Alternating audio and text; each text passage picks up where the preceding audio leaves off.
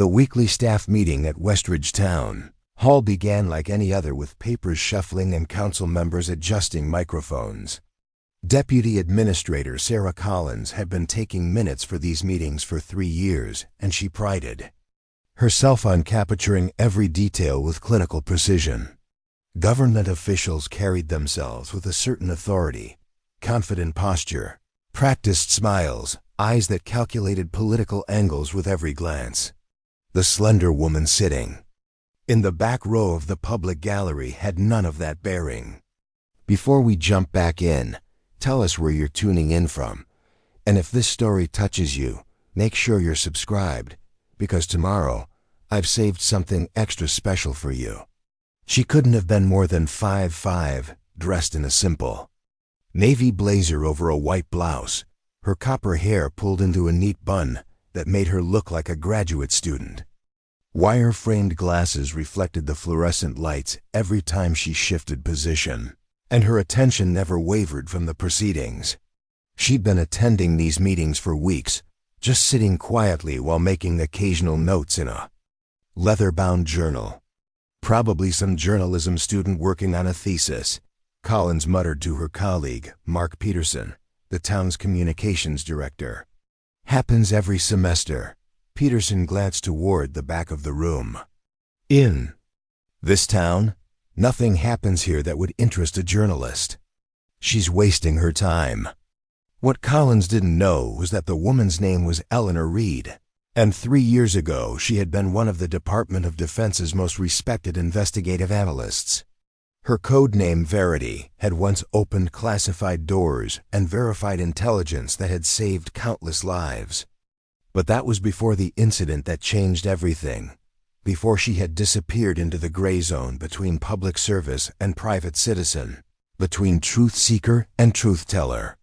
Now she sat in silence, watching as Major Richard Blackwood delivered his carefully rehearsed presentation about the new military training facility being constructed just outside Westridge. Her fingers traced the worn edge of a small notebook where encrypted notes documented a pattern that nobody else had noticed. Evidence that would expose everything. Inside the council chambers, Mayor William Hayes was having the worst week of his political career. Environmental impact reports showed concerning levels of groundwater contamination near the proposed military facility, with early tests indicating potential health risks. Under normal circumstances, he would have halted all approvals until comprehensive studies could be completed. But these weren't normal circumstances. The economic benefits of this project cannot be overstated.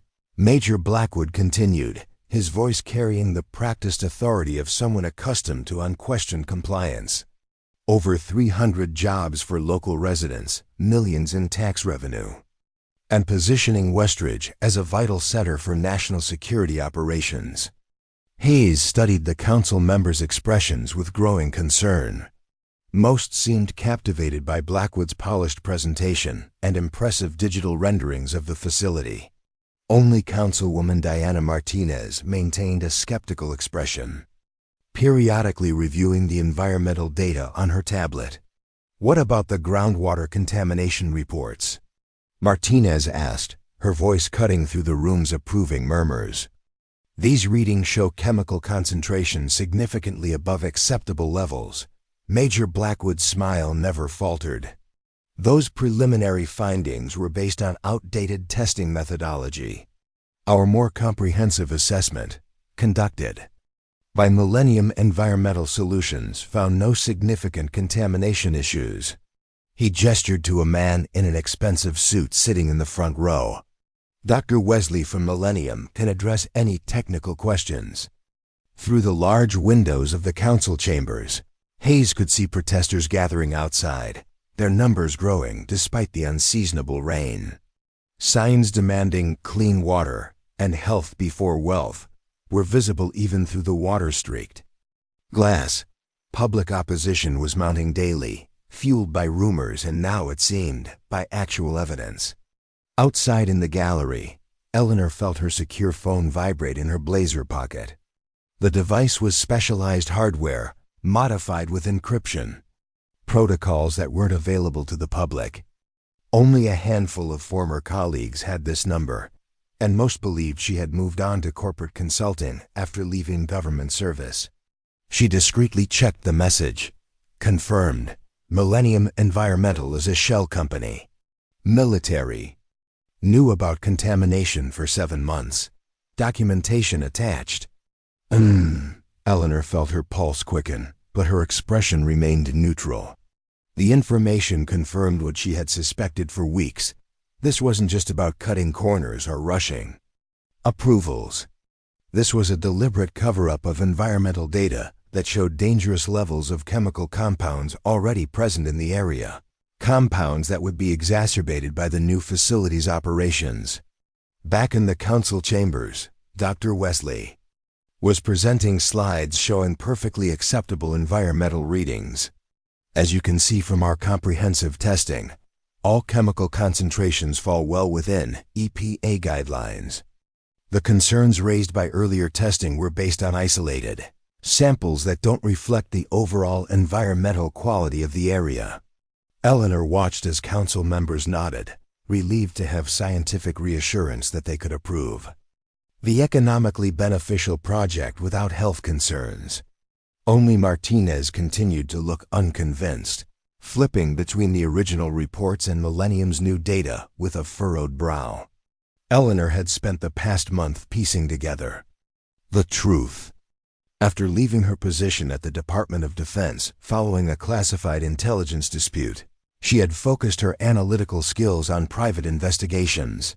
When her childhood friend, Dr. Melissa Park, had contacted her about suspicious patterns in medical cases in Westridge, her hometown, Eleanor's instincts had been activated. Increased respiratory ailments, unusual skin conditions, and a concerning spike in certain cancer diagnoses all pointed to environmental exposure. Preparing and narrating this story took us a lot of time, so if you are enjoying it, subscribe to our channel. It means a lot to us. Now back to the story. The connection to the military facility hadn't been immediately obvious until Eleanor recognized Major Blackwood's name on the project documentation. She had worked with him on a classified operation 3 years earlier, and his methods had raised ethical concerns even then. His willingness to sacrifice safety for efficiency had nearly resulted in disaster during Operation Clearwater. After the council meeting adjourned, Eleanor remained seated while others filed out.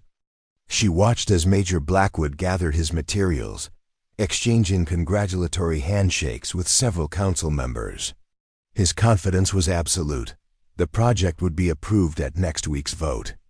Decades of military command had made him immune to doubt or second-guessing. Councilwoman Martinez approached him with additional questions, but Blackwood smoothly directed her to Dr. Wesley, who was already preparing to leave. Eleanor observed the brief interaction between Martinez and Wesley, noting how the environmental consultant seemed uncomfortable with direct questioning. When the chamber had nearly emptied, Eleanor approached Martinez, who was still reviewing data on her tablet. "Councilwoman Martinez? My name is Eleanor Reed. I believe there are significant discrepancies in the environmental data you've been provided." Martinez looked up, her expression a mixture of surprise and wariness. "I'm sorry, Ms. Reed, but all official inquiries should go through the proper channels. If you have concerns, you can submit them during the public comment period next week." Eleanor placed a business card on the table. It was plain white with only her name and a phone number. "I'm not making an official inquiry. I'm offering you information that isn't available through official channels. The environmental report you received from Millennium was fabricated. I can prove it." Martinez studied Eleanor's face, trying to determine if this was just another concerned citizen or something more. "And you are someone who recognizes a cover-up when she sees one. I used to analyze intelligence data for a living. Now I analyze patterns that others miss. If you're interested in the truth about the groundwater contamination, call me tonight." As Eleanor turned to leave, she caught Major Blackwood watching their interaction from across the room. His expression remained neutral, but his eyes had narrowed slightly, the subtle tell of someone assessing a potential threat. Eleanor had seen that expression before, in secure briefing rooms where strategies were developed to neutralize obstacles. She knew in that moment that Blackwood had recognized her, despite the 3 years that had passed since they had last been in the same room. Outside the town hall, the rain had intensified, turning the protesters' cardboard signs into soggy messes. Most had dispersed, leaving only the most dedicated standing beneath umbrellas. Eleanor pulled her raincoat tighter and walked purposefully toward her car, aware that her interaction with Martinez had likely put her on Blackwood's radar. Her phone vibrated again. Another message from M. B has requested your file. Clock is ticking. Eleanor wasn't surprised. Blackwood wouldn't remember her name immediately. She had been one of many analysts during Operation Clearwater, but he would recognize her as someone associated with intelligence work. Once he accessed her file, he would understand exactly what she was capable of and why her presence at these meetings represented a genuine threat to his plans. What Blackwood didn't know yet was that Eleanor had spent the last 3 years developing skills that went far beyond her government training. After leaving official service, she had worked as a private investigator specializing in environmental and corporate malfeasance, building a network of experts who could verify what official channels often obscured. She had learned to navigate databases that weren't meant to be accessed, to identify patterns in seemingly unrelated events, and to compile evidence that could withstand legal scrutiny. Eleanor drove to her modest rental house on the outskirts of Westridge, constantly checking her mirrors for signs of surveillance. Old habits remained ingrained despite years away from official intelligence work. The house was chosen specifically for its strategic value, multiple exit routes, clear sight lines to approach in vehicles, and a basement office fortified against electronic surveillance. Inside, she activated her security system and downloaded the files M had sent. As the documents appeared on her screen, Eleanor felt a familiar focus descend. The analytical mindset that had once made her exceptional at identifying threats hidden in mountains of data. The files confirmed her suspicions. Millennium Environmental Solutions had been incorporated just 6 months earlier, with a board of directors that connected through shell companies to defense contractors who stood to benefit from the new facility. More damning were the original environmental tests conducted by the military itself, showing alarming levels of perfluoroalkyl substances, PFAS, already present in the groundwater, likely from historical military operations in the area.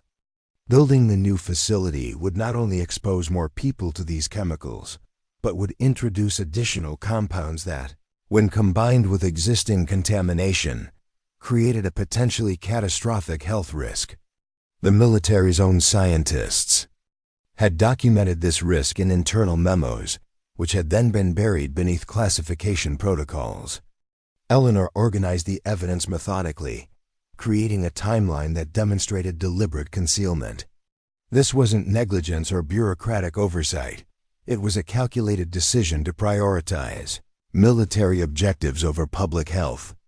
And Major Blackwood was the architect of the cover-up. As night fell, Eleanor prepared for the call she expected from Councilwoman Martinez. The evidence was compelling, but converting a council member from skeptic to ally would require more than documents. It would require convincing Martinez that taking a stand was worth the inevitable retaliation from powerful interests. Her phone rang at 9:17 p.m. Ms. Reed, this is Diana Martinez. I've been thinking about our conversation. Thank you for calling. Councilwoman, I imagine you have questions. Several. Starting with who you really are and why you're involving yourself in Westridge affairs. Eleanor had anticipated this opening. Trust required a foundation of truth. I grew up here. My family moved away when I was in high school, but I still consider it home. Professionally, I spent 8 years as an intelligence analyst with the Department of Defense, specializing in pattern recognition and threat assessment. 3 years ago, I left government service following a disagreement about how certain intelligence was being used. Since then, I've worked as an independent investigator, primarily focusing on environmental cases. There was silence on the line as Martinez processed this information. And your interest in our military facility project? It began with medical data. A friend who works at Westridge Medical Center noticed unusual patterns in patient diagnoses, specifically conditions associated with PFAS exposure. When I started investigating, I discovered the connection to the proposed military site and recognized Major Blackwood from my previous work. The coincidence was too significant to ignore. Martinez's voice lowered. The environmental reports from Millennium did seem suspiciously perfect. But what you're suggesting would involve multiple federal agencies and a cover-up. That's difficult to believe without substantial evidence. I have that evidence, Councilwoman. Documents showing the military's own testing revealed dangerous contamination levels. Internal memos discussing how to manage public perception. The corporate structure of Millennium Environmental revealing conflicts of interest. And medical data showing health impacts already affecting Westridge residents. Another pause, longer this time. If what you're saying is true, bringing this forward will make powerful enemies. Yes, Eleanor replied simply. It will. Why are you doing this? Why not take this to federal authorities or the press? It was the question Eleanor had asked herself repeatedly over the past month. The answer had evolved from professional interest to moral obligation. Federal oversight has already failed. Multiple agencies have signed off on this project despite the evidence. As for the press, environmental stories rarely generate sustained attention without local impact. This needs to be stopped at the source by the people with the authority to deny the permits. That's the town council. She could hear Martinez's deep breath through the phone. I'd need to see this evidence for myself.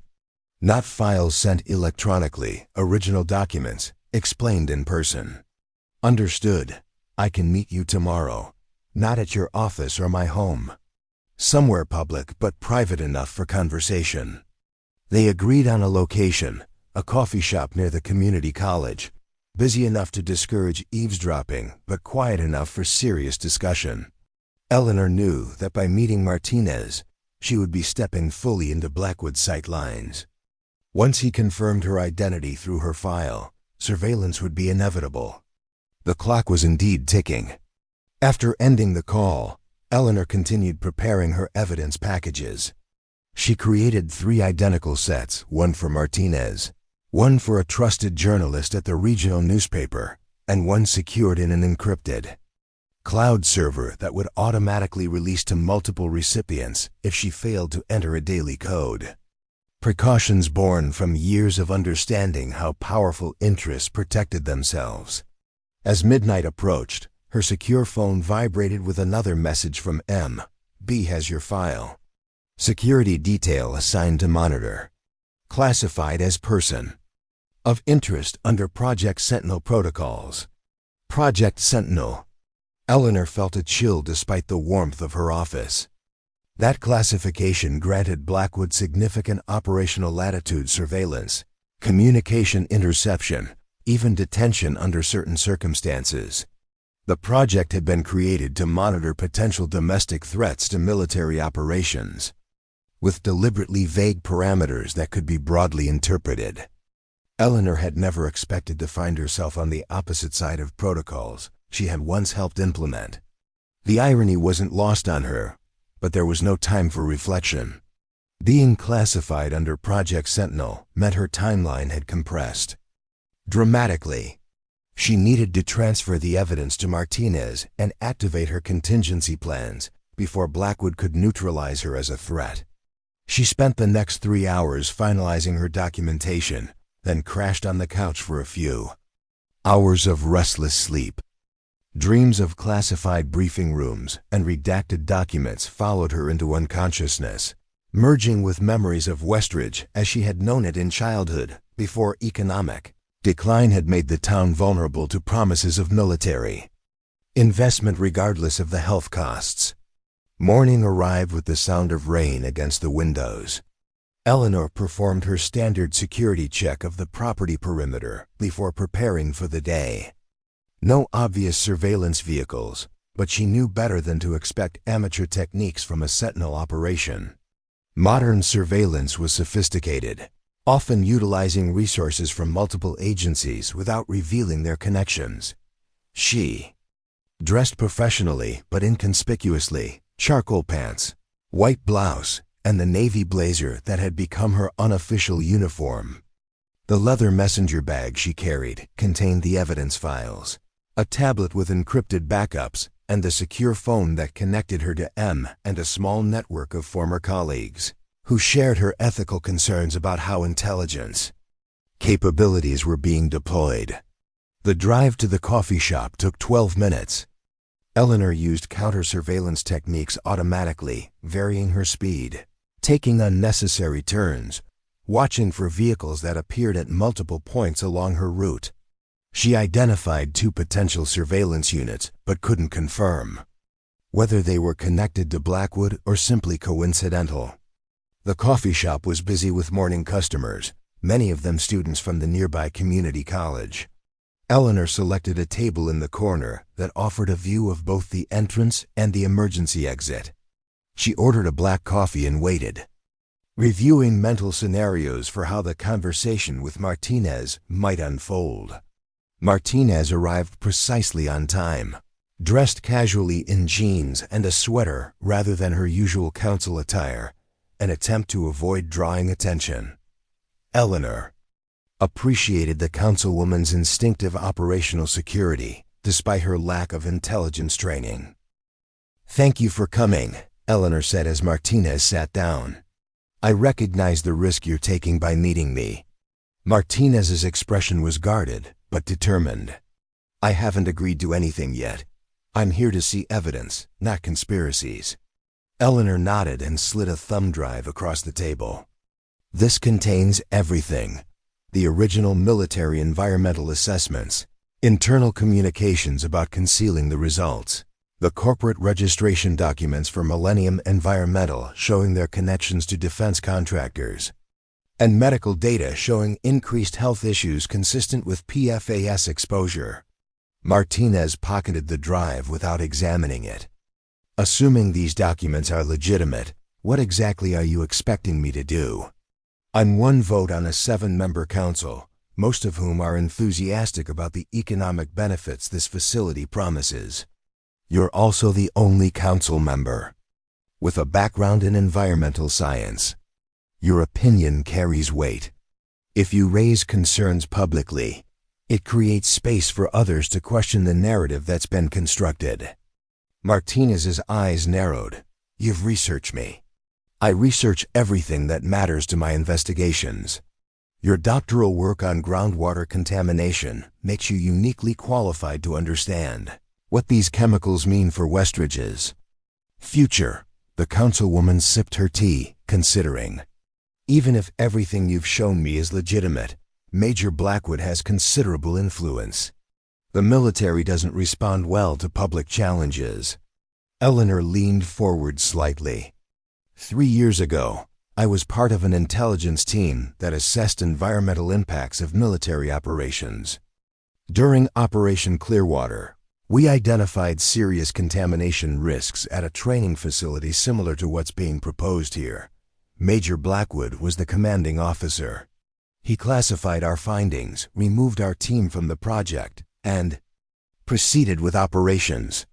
11 months later, 27 people in the surrounding community were hospitalized with conditions linked to water contamination.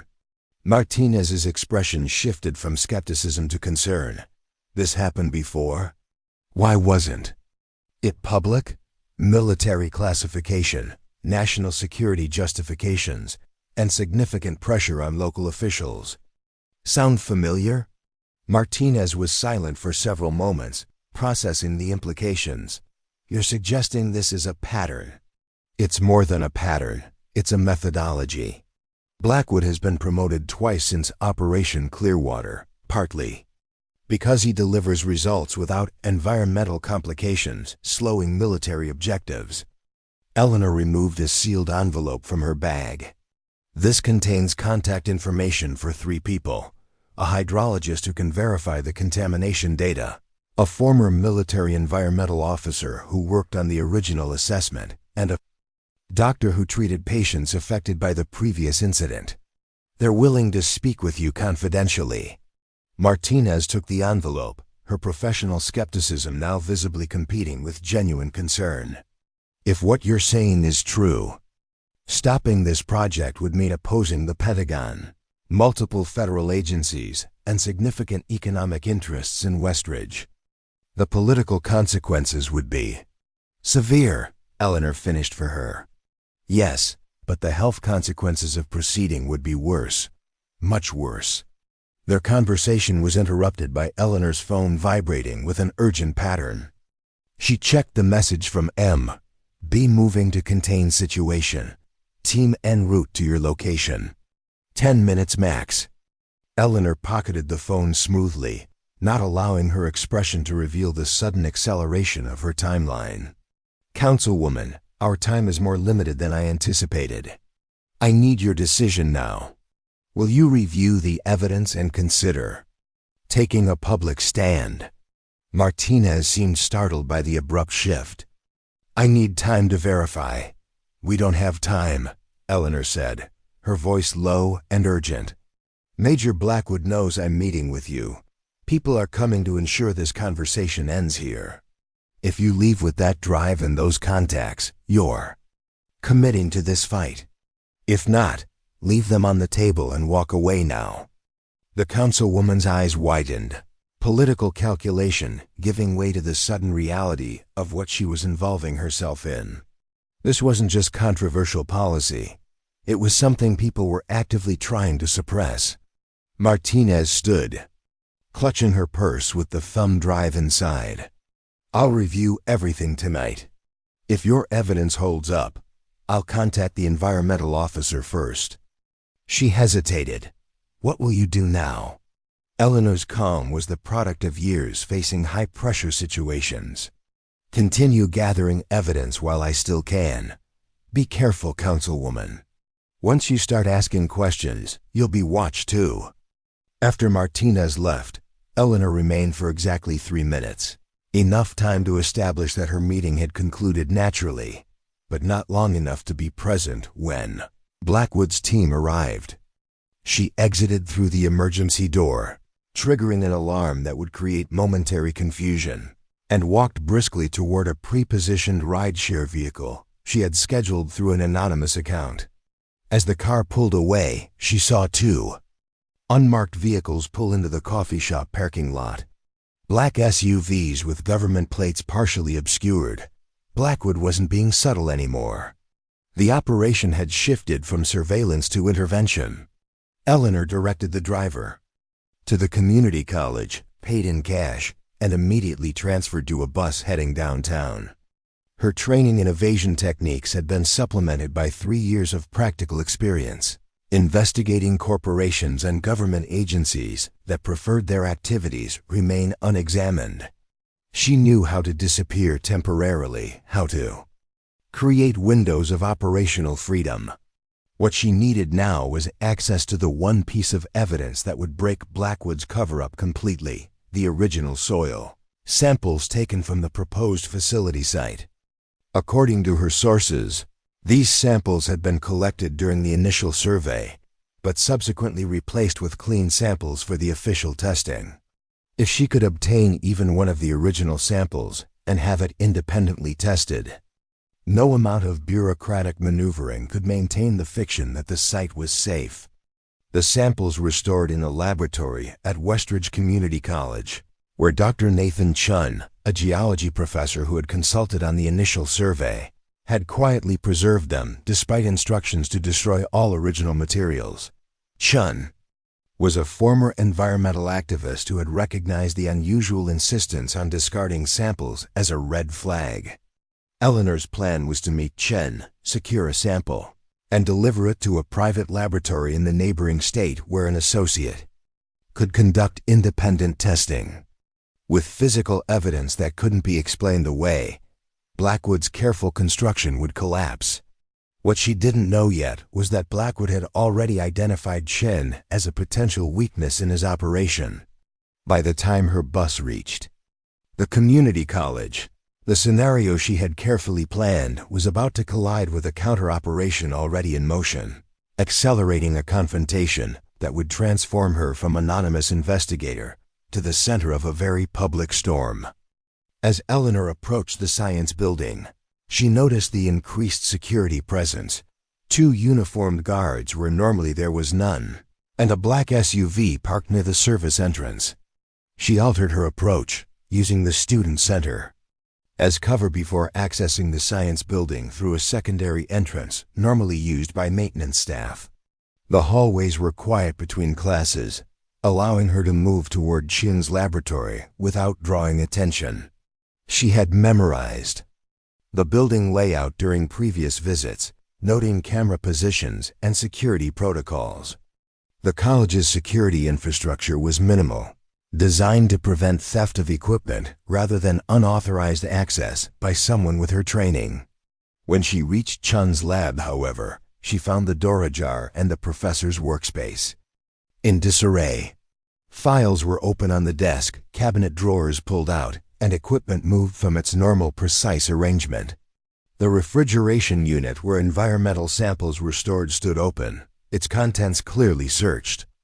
"They were here 20 minutes ago," came a quiet voice from the supply closet. Dr. Chen emerged, looking shaken but determined. He was in his 60s, with silver hair and the careful movements of someone accustomed to handling delicate scientific instruments. Military personnel with a seizure warrant for materials related to national security. They took most of the samples, but not all of them. Eleanor assessed the situation rapidly. "You anticipated this?" Chen nodded.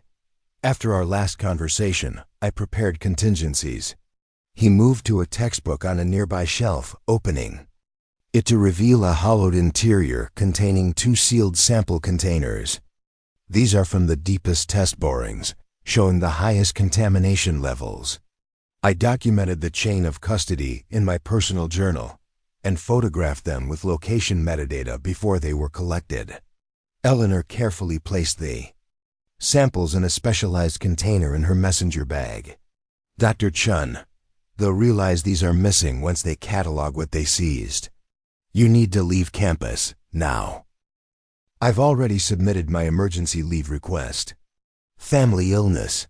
His expression was grim but resolute. 3 decades studying environmental impact, and this is the most significant work I'll ever do. Those chemicals would affect generations of Westridge residents. Eleanor provided him with a contact card similar to the one she had given Martinez. "If you're approached or threatened, call this number immediately. My associate will help secure legal representation and protection." As Eleanor prepared to leave, Chen handed her a flash drive. "This contains my complete analysis of the samples, methodology documentation, and comparative data from similar contamination sites. The science is irrefutable, Ms. Reed." Eleanor secured the drive in an inner pocket. "Thank you for your courage, Dr. Chen. When this becomes public, my career in academia is likely over," he interrupted with a sad smile. "But I can live with that consequence. I couldn't live with staying silent." Eleanor exited the building through the same maintenance access, circumventing the security, now actively searching the science department. Her phone vibrated with an urgent message from M. "B has ordered full containment protocol. All evidence being classified under National Security Directive. Exit town immediately. Meeting point Alpha." The escalation to a full containment protocol confirmed what Eleanor had suspected. Blackwood wasn't just trying to protect the facility approval. He was protecting his entire career. If his pattern of environmental negligence became public, the previous incidents would be re-examined, and his methodical prioritization of military objectives over public health would be exposed.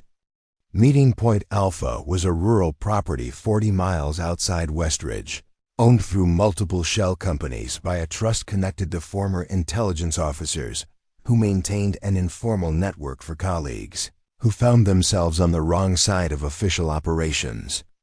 It was designed as a secure location for exactly this type of situation, when legitimate investigations collided with powerful interests, using national security apparatus for personal protection.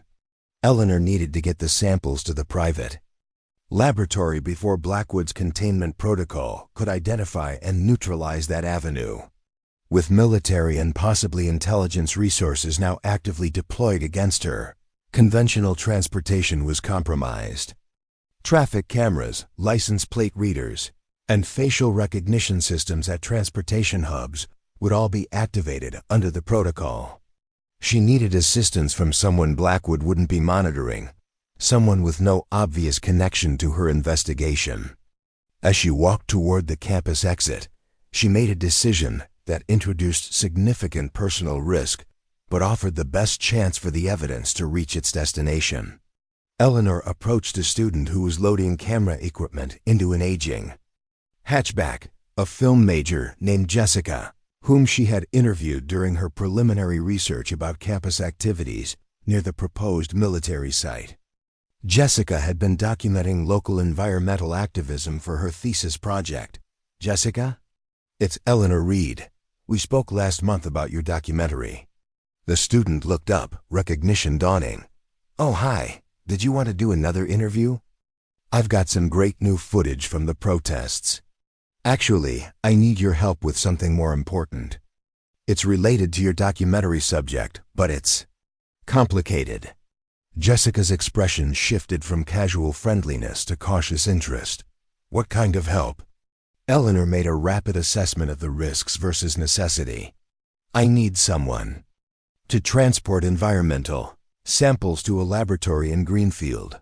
Today, the samples show contamination that the military is actively concealing.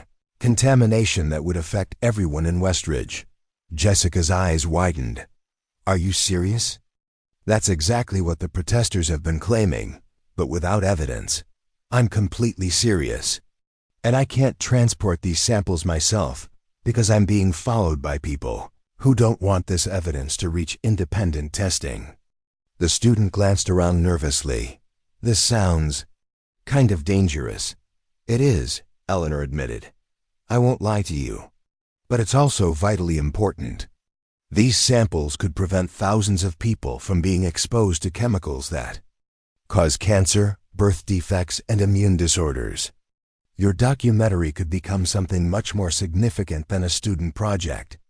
Jessica seemed torn between excitement at the journalistic opportunity and fear of the implied risks. "Why me? Why not go to the police or something?" "Because the people involved have the authority to classify evidence as matters of national security. They can make official channels inaccessible. But they're not watching you. You're not connected to my investigation in any meaningful way." Eleanor could see the moment Jessica made her decision. A straightening of posture, a firming of resolve. "What exactly would I need to do?" "Take these samples to this address in Greenfield." Eleanor wrote the laboratory location on a piece of paper. "Ask for Dr. Abrams. Tell her Eleanor sent you and that the samples are from Site 17B. She know what to do. Then leave immediately and continue with your normal activities. Don't tell anyone what you've done until I contact you." Jessica took the paper and the specialized container Eleanor transferred from her messenger bag. "This is real whistleblower stuff, isn't it? Like actual government cover-up material?" "Yes," Eleanor said simply. "It is." As Jessica departed with the samples, Eleanor implemented the next phase of her evasion protocol. She purchased a prepaid phone from the campus bookstore, used it to arrange alternative transportation through a rideshare app registered to a temporary email, and headed toward a commercial area where surveillance coverage was complicated by the density of people and vehicles. Her immediate objective was to reach Meeting Point Alpha, while creating sufficient confusion about her movements to prevent Blackwood's team from intercepting her before the samples reached Dr. Abrams, the evidence secured in her messenger bag. Shun's analysis and her compiled documentation was now the primary target Blackwood would be seeking. As her rideshare vehicle navigated through Westridge's busy commercial district, Eleanor observed a black SUV moving against traffic 2 blocks behind, the same model she had seen at the college. Blackwood's team had located her more quickly than anticipated, suggesting they had access to the town's surveillance camera network. The containment protocol was operating at full capacity. "Driver, could you take a right at the next intersection? I just remembered I need to pick something up at the shopping center." The driver complied, turning into a complex of retail stores with multiple entrances and a large parking structure.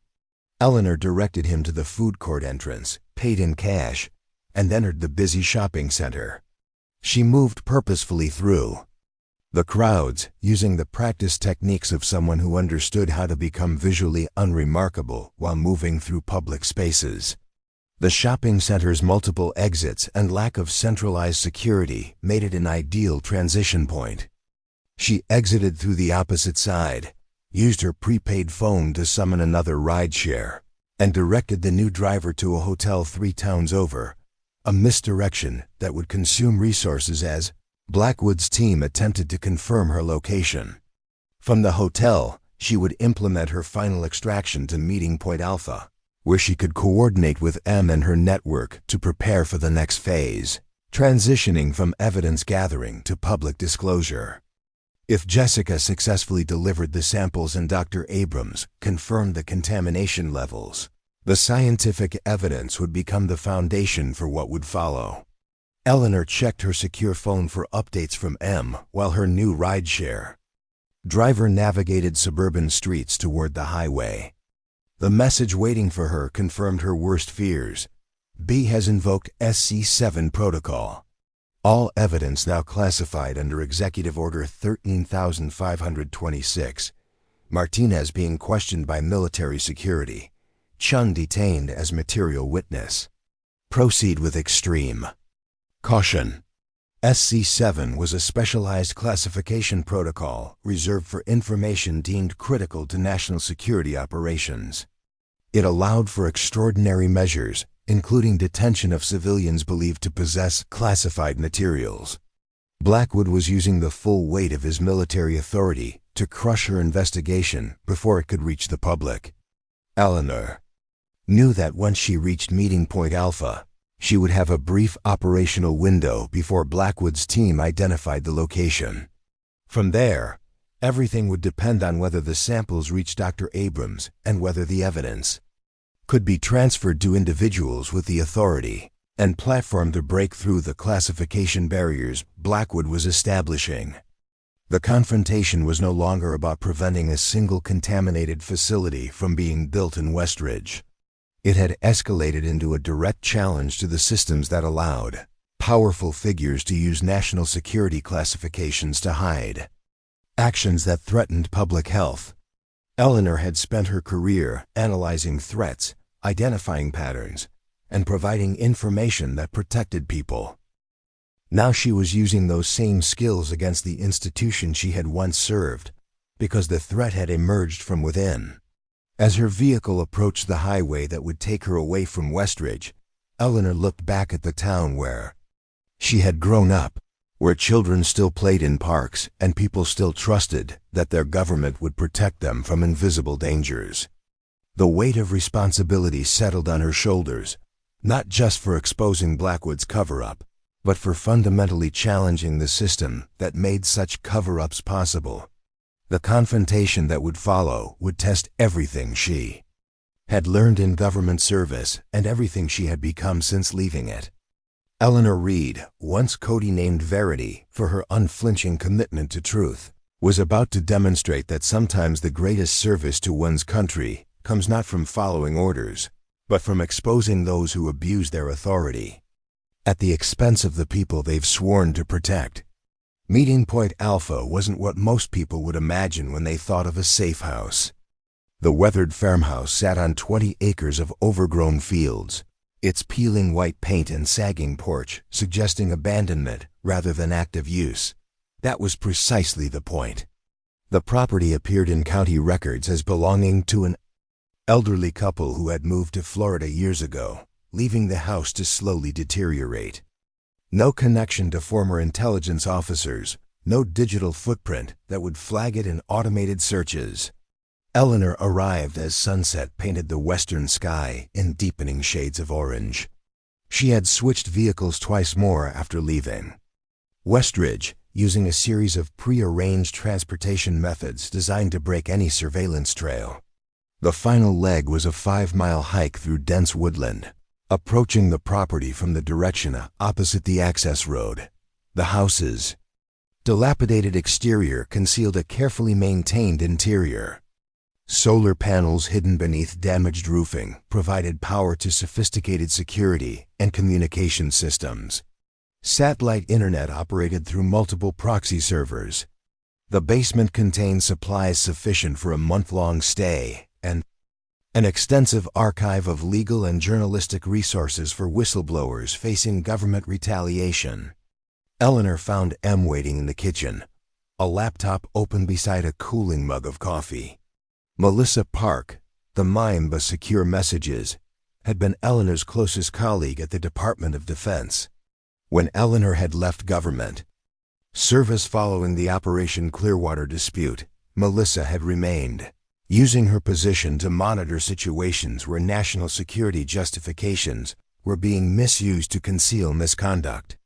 "You look terrible," Melissa said by way of greeting, pushing a fresh mug of coffee across the table.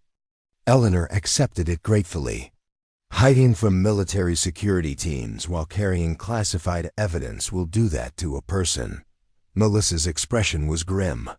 Blackwood's going nuclear on this one. He's invoked every classification protocol available and has a 12-person team dedicated to locating you and securing all evidence. Martinez has been interviewed 3 times today. They're calling it a national security investigation. Has she turned over the thumb drive? Not yet.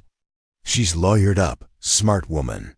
Says she needs to review the material before determining if it contains anything legitimately classified.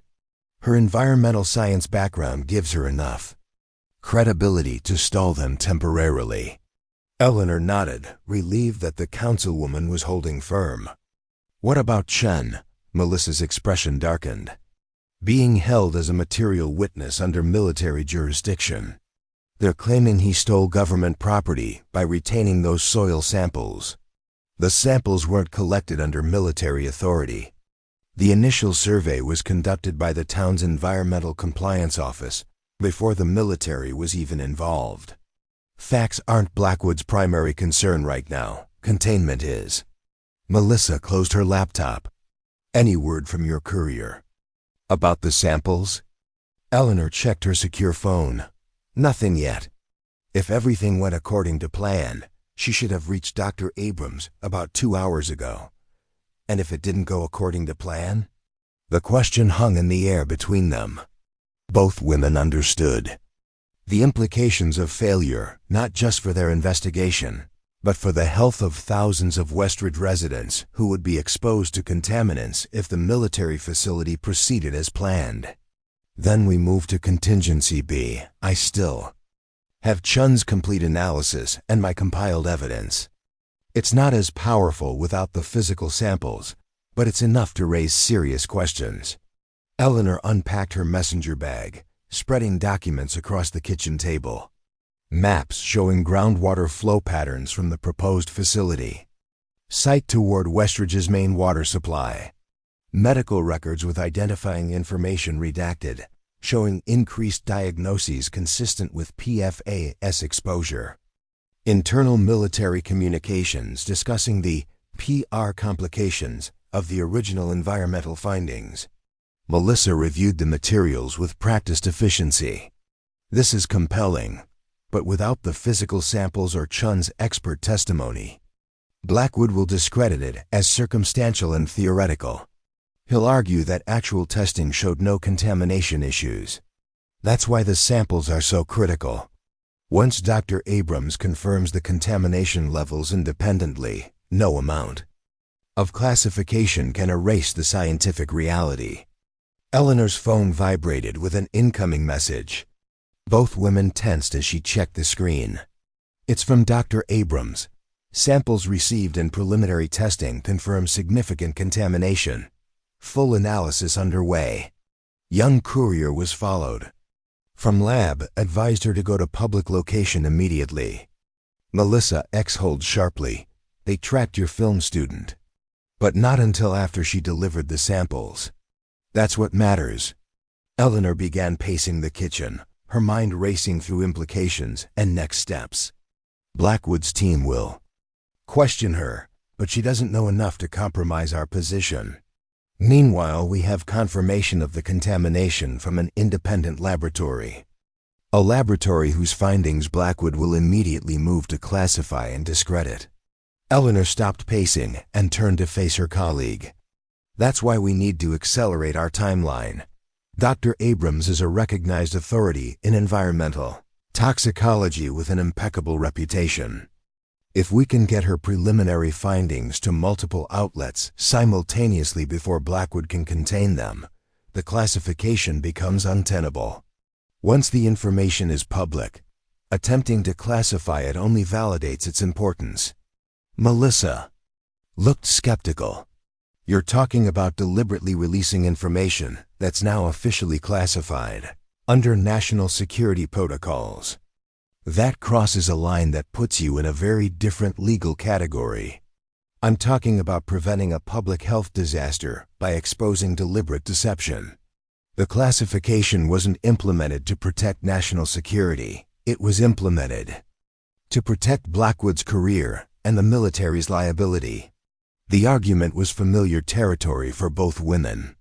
They had faced similar ethical dilemmas during their government service, balancing the legitimate need for operational security against the potential for classification to be misused as a tool for concealing wrongdoing. The difference now was that Eleanor was on the outside, free from the institutional constraints that had once limited her options. What's your distribution plan? Melissa asked, implicitly accepting Eleanor's decision. Three-tiered approach. Local impact through Councilwoman Martinez, who can use her position to force public hearings. Regional coverage through the Westridge Chronicle, focusing on the health implications for the community. National attention through selected journalists who specialize in military accountability and environmental justice. Eleanor pulled up a secure messaging platform on her laptop. I need to contact Martinez and make sure she's prepared for what comes next. Once we go public, Blackwood will escalate further. He may have anticipated this move, Melissa warned. Martinez is likely under surveillance. Any contact could compromise both of you. That's why we won't contact her directly. Eleanor opened a social media account registered under a pseudonym. Martinez's daughter runs an environmental advocacy group at her university. They communicate primarily through social media comments on the group's posts. We can use that channel to pass coded instructions without alerting Blackwood's team. Melissa watched as Eleanor crafted a seemingly innocuous comment on a recent post about sustainable campus initiatives. To anyone monitoring Martinez's communications, it would appear as random engagement from an environmental enthusiast. To Martinez, specific phrases would signal that the evidence had been validated and public disclosure was imminent. Clever, Melissa acknowledged. But Blackwood's team includes intelligence analysts who are trained to spot exactly this kind of covert communication. They're looking for sophisticated encryption and classified patterns. This is deliberately low-tech, hidden in plain sight. Among dozens of similar comments. While Eleanor worked on establishing secure communication channels, Melissa monitored military and law enforcement frequencies through specialized software that intercepted and decoded encrypted transmissions. The growing chatter confirmed that Blackwood's containment operation was expanding rapidly. They've established checkpoints on major roads leaving Westridge, Melissa reported. Vehicle searches, ID checks. They're calling it a security exercise related to the proposed facility. Eleanor continued working. Expected, they're trying to prevent physical evidence from leaving their jurisdiction. Fortunately, our most important evidence is already beyond their reach. They've also seized equipment from the Westridge Chronicle offices. Routine inspection according to the two. Official statement. That news made Eleanor pause. That's more aggressive than I anticipated. Blackwood is directly interfering with the press now. He's getting desperate. Or confident, Melissa countered. Remember who you're dealing with. Richard Blackwood has political protection at the highest levels. His counter-terrorism work has made him virtually untouchable within the military hierarchy. Eleanor knew Melissa was right. Blackwood's previous environmental negligence had been overlooked because his facilities produced exceptional operational results. National security priorities consistently trumped environmental concerns, especially when the consequences could be concealed or delayed for years. That's exactly why this has to become public now, Eleanor insisted. If we wait, the facility will be approved, construction will begin, and the contamination will spread throughout Westridge's water table.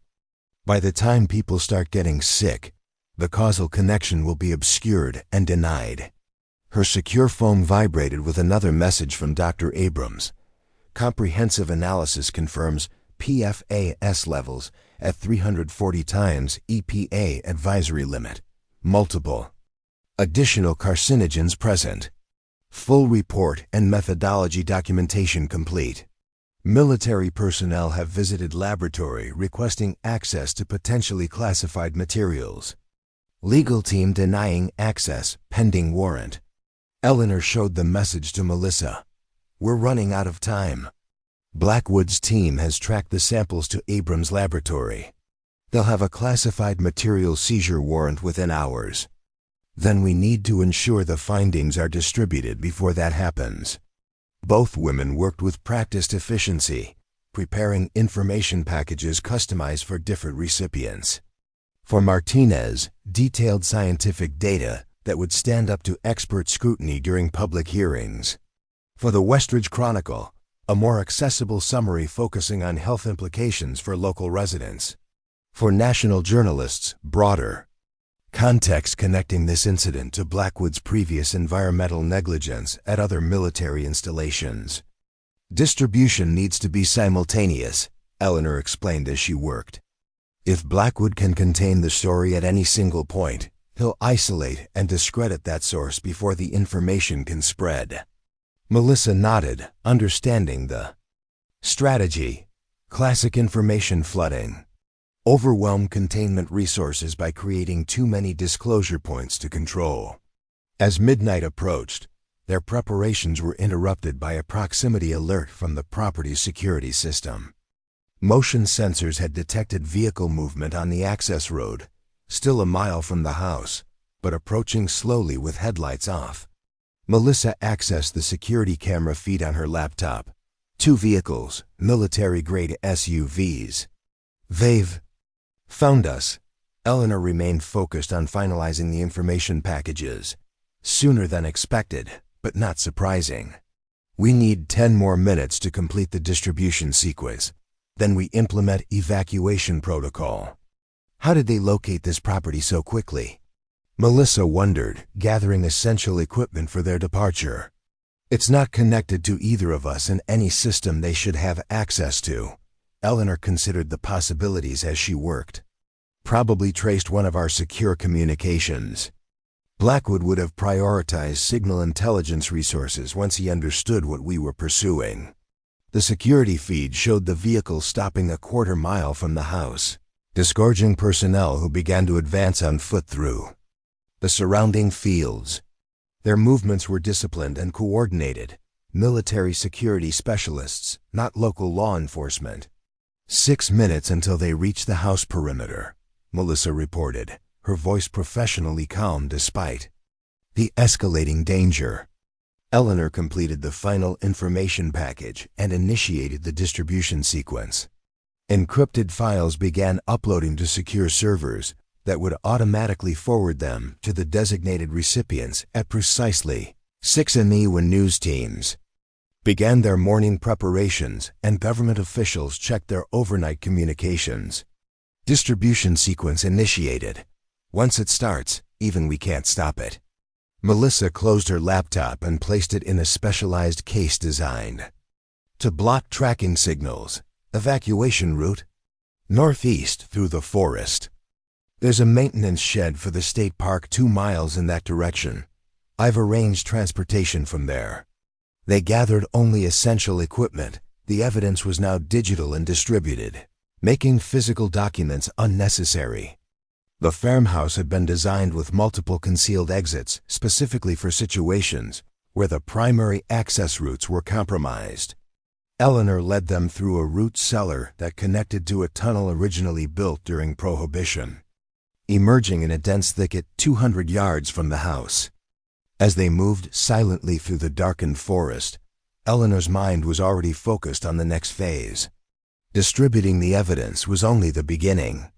Once the information became public, Blackwood would implement a comprehensive counter-strategy, questioning the science, attacking the credibility of sources, leveraging national security concerns to pressure media outlets. She needed to be positioned to counter each move. The night air was cool and damp, fallen leaves muffling their footsteps as they navigated using moonlight and memorized terrain features rather than flashlights that might give away their position. Behind them, they could see flashlight beams sweeping the farmhouse property as Blackwood's team executed their search. They'll find the tunnel entrance within 20 minutes, Melissa noted as they paused briefly to check their direction. By then we'll be at the maintenance shed. The important thing is that the distribution sequence is already locked in. Even if they capture us now, the evidence will still reach the public. Melissa glanced at her colleague with a mixture of admiration and concern. You've changed, Eleanor. The analyst I worked with 3 years ago would never have taken these risks. 3 years ago, I believed the system would ultimately correct itself. That classification protocols existed to protect legitimate national security interests, not to shield individuals from accountability. Eleanor's voice was steady as they continued moving through the forest. Operation Clearwater changed that perspective. Watching Blackwood bury our environmental findings and then seeing the consequences for those families, it revealed that the system protects itself first, even at the expense of the people it's supposed to serve. They reached the maintenance shed without incident, a small metal building used to store equipment for park rangers. As promised, transportation awaited them, 2 dirt bikes with full gas tanks, positioned for quick departure along maintenance. Trails that wouldn't appear on standard maps. We separate here, Eleanor explained, handing Melissa a small device that resembled a standard USB drive. This contains everything, all evidence, all communications. If anything happens to me, ensure it reaches Congressman Wilson's office.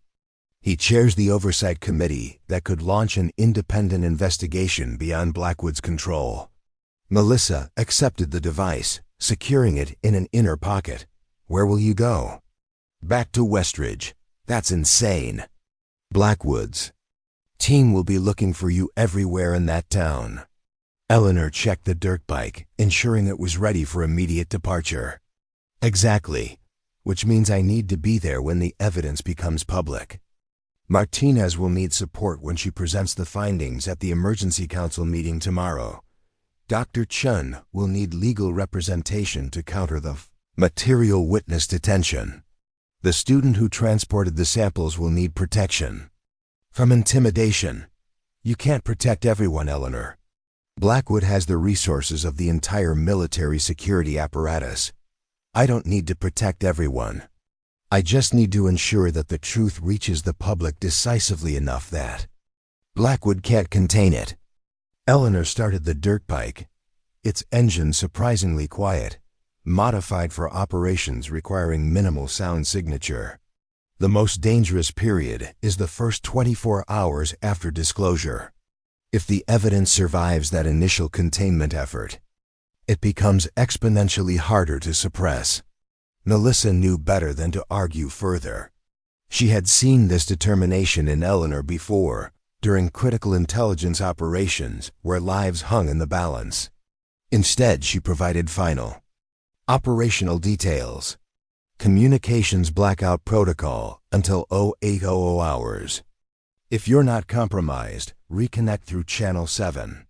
If you are compromised, emergency protocol Delta through the designated cutout.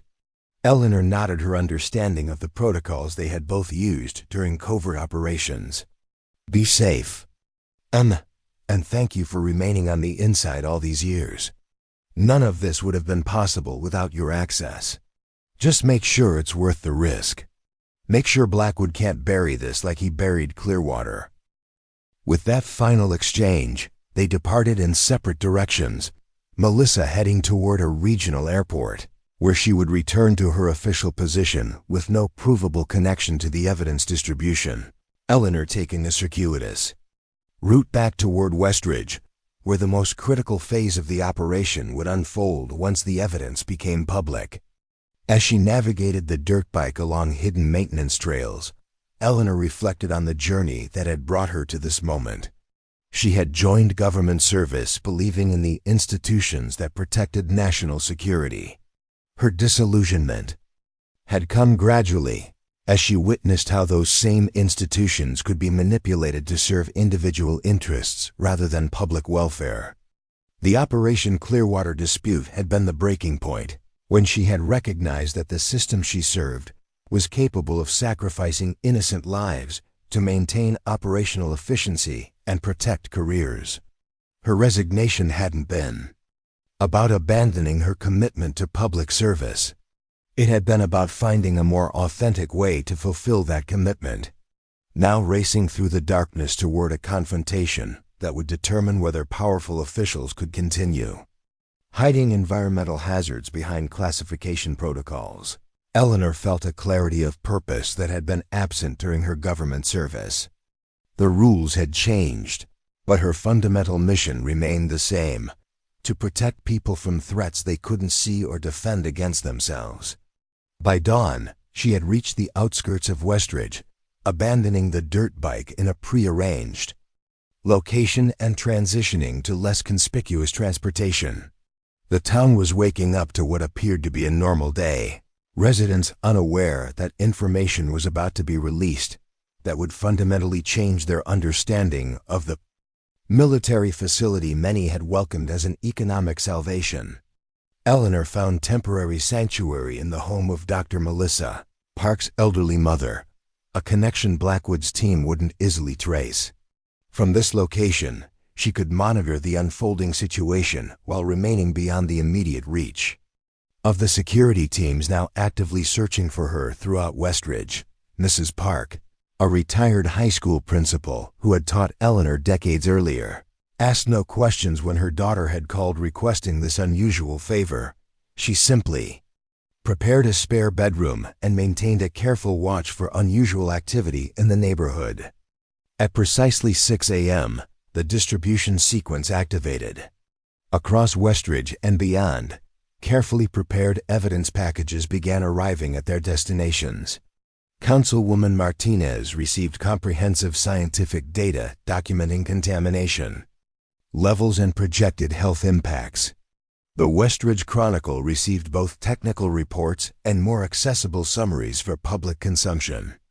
National journalists specializing in environmental issues and military accountability received contextual information connecting this incident to Blackwood's previous environmental negligence. Eleanor monitored news and social media channels from a secure laptop, watching for the first public indications that the information had been received and was being processed.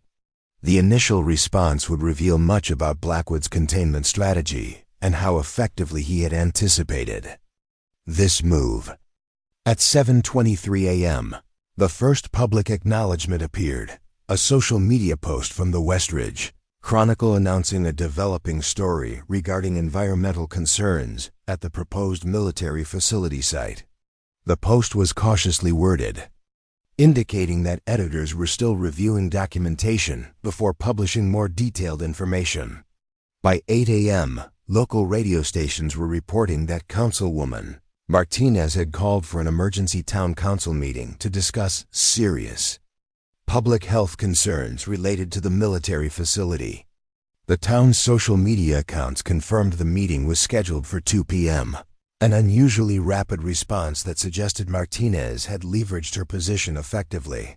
Eleanor's secure phone vibrated with a message from Melissa using their prearranged secure channel. Evidence distribution confirmed successful. Be implementing full crisis response. Military POW preparing statement dismissing findings as preliminary and unverified. Classification enforcement teams dispatched to media outlets. The message confirmed what Eleanor had expected.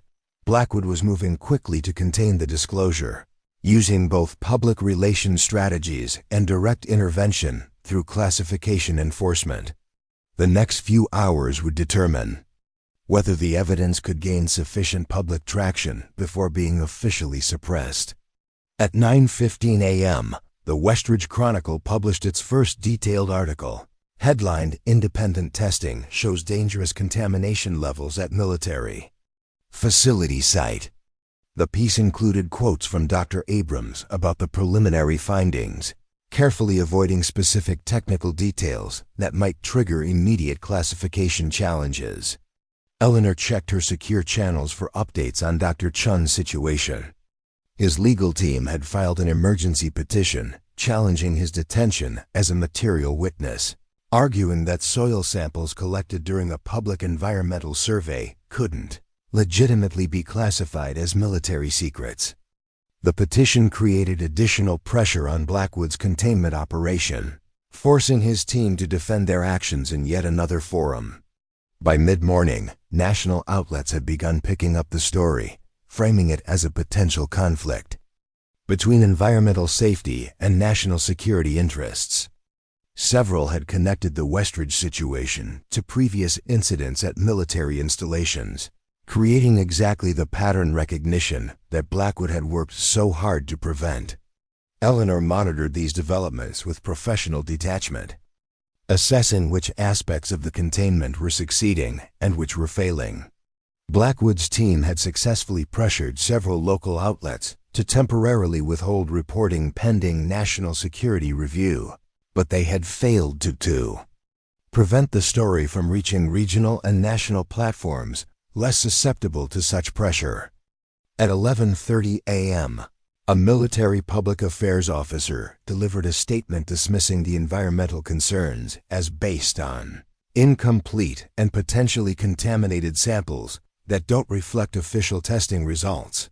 The statement emphasized the economic benefits of the facility and suggested that individuals with political agendas were attempting to undermine an important national security project.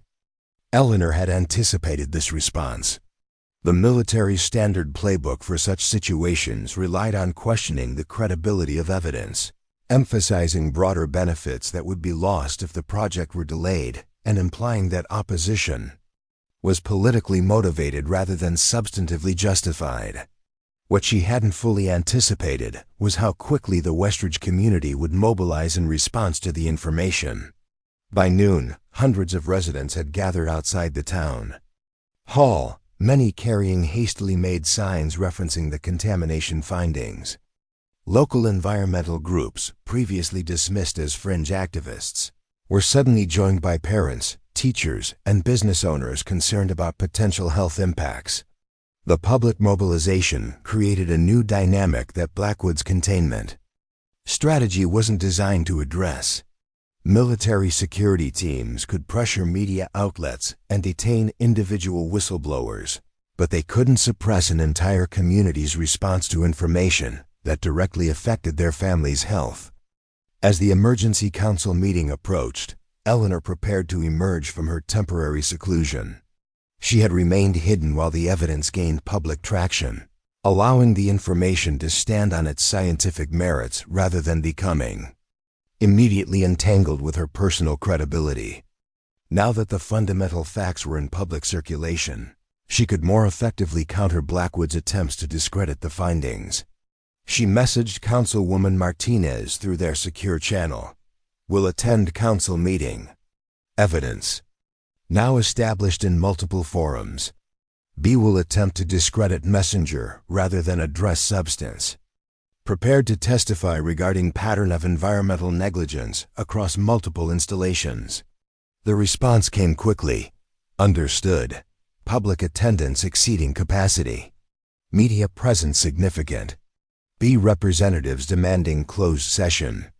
Citing national security concerns. Request denied by council majority.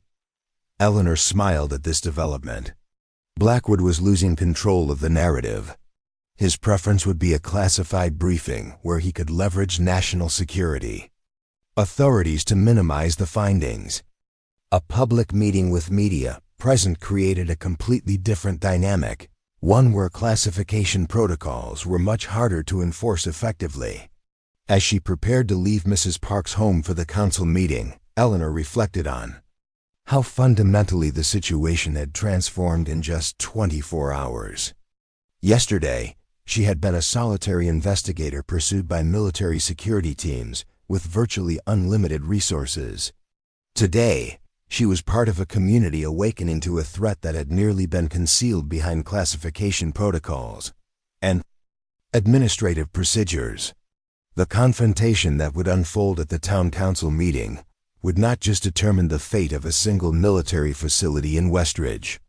It would test whether national security classifications could be used to shield officials from accountability for decisions that placed citizens at risk.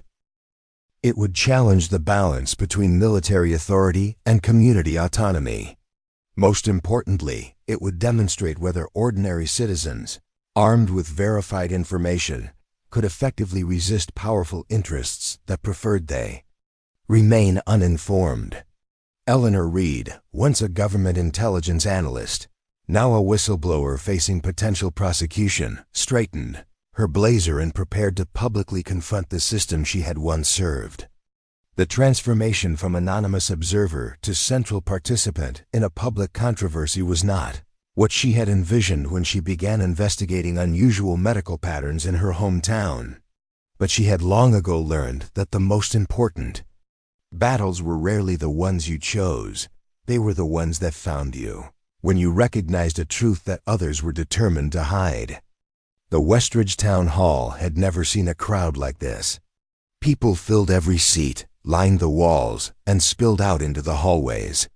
What would normally have been a sparsely attended afternoon meeting had transformed into a standing room only event that drew residents from every neighborhood and demographic. Parents with young children, elderly citizens who had lived in Westridge for generations, healthcare workers and scrubs who had taken time from their shifts, all united by concern over what they had learned that morning. Eleanor entered through a side door, assessing the situation with practiced efficiency. Uniformed police maintained order at the main entrance, checking bags and managing the overflow crowd. Several men in suits with military haircuts and earpieces positioned themselves near the council dais, Blackwood's security team, attempting to maintain a low profile while establishing control over the proceedings. Journalists from local and regional outlets set up recording equipment and cameras, preparing to document what had become the biggest story in Westridge's recent history. Councilwoman Martinez noticed Eleanor's arrival immediately, giving a nearly imperceptible nod of acknowledgement before returning her attention to the documents spread before her. The councilwoman appeared composed despite what must have been an intensely pressured morning, her professional demeanor masking the strain of standing against powerful military interests. Eleanor took a seat in the third row, close enough to observe key participants, but not so prominent as to immediately draw attention. She recognized Jessica, the film student who had transported the soil samples, documenting the proceedings with her camera. Dr. Chun was notably absent, still detained under the material witness order despite his legal team's efforts. Mayor Hayes called the emergency session to order at precisely 2 p.m. His voice strained as he attempted to project authority over the murmuring crowd. This emergency session of the Westridge Town Council will address concerns raised regarding environmental testing at the proposed military training facility site. We have representatives from the Department of Defense and Independent Environmental experts who will present information and respond to questions. He gestured to a distinguished-looking man in uniform seated at the presentation table. Colonel James Wilson will speak on behalf of the military. Eleanor studied Colonel Wilson with interest. His presence rather than Blackwood's was significant.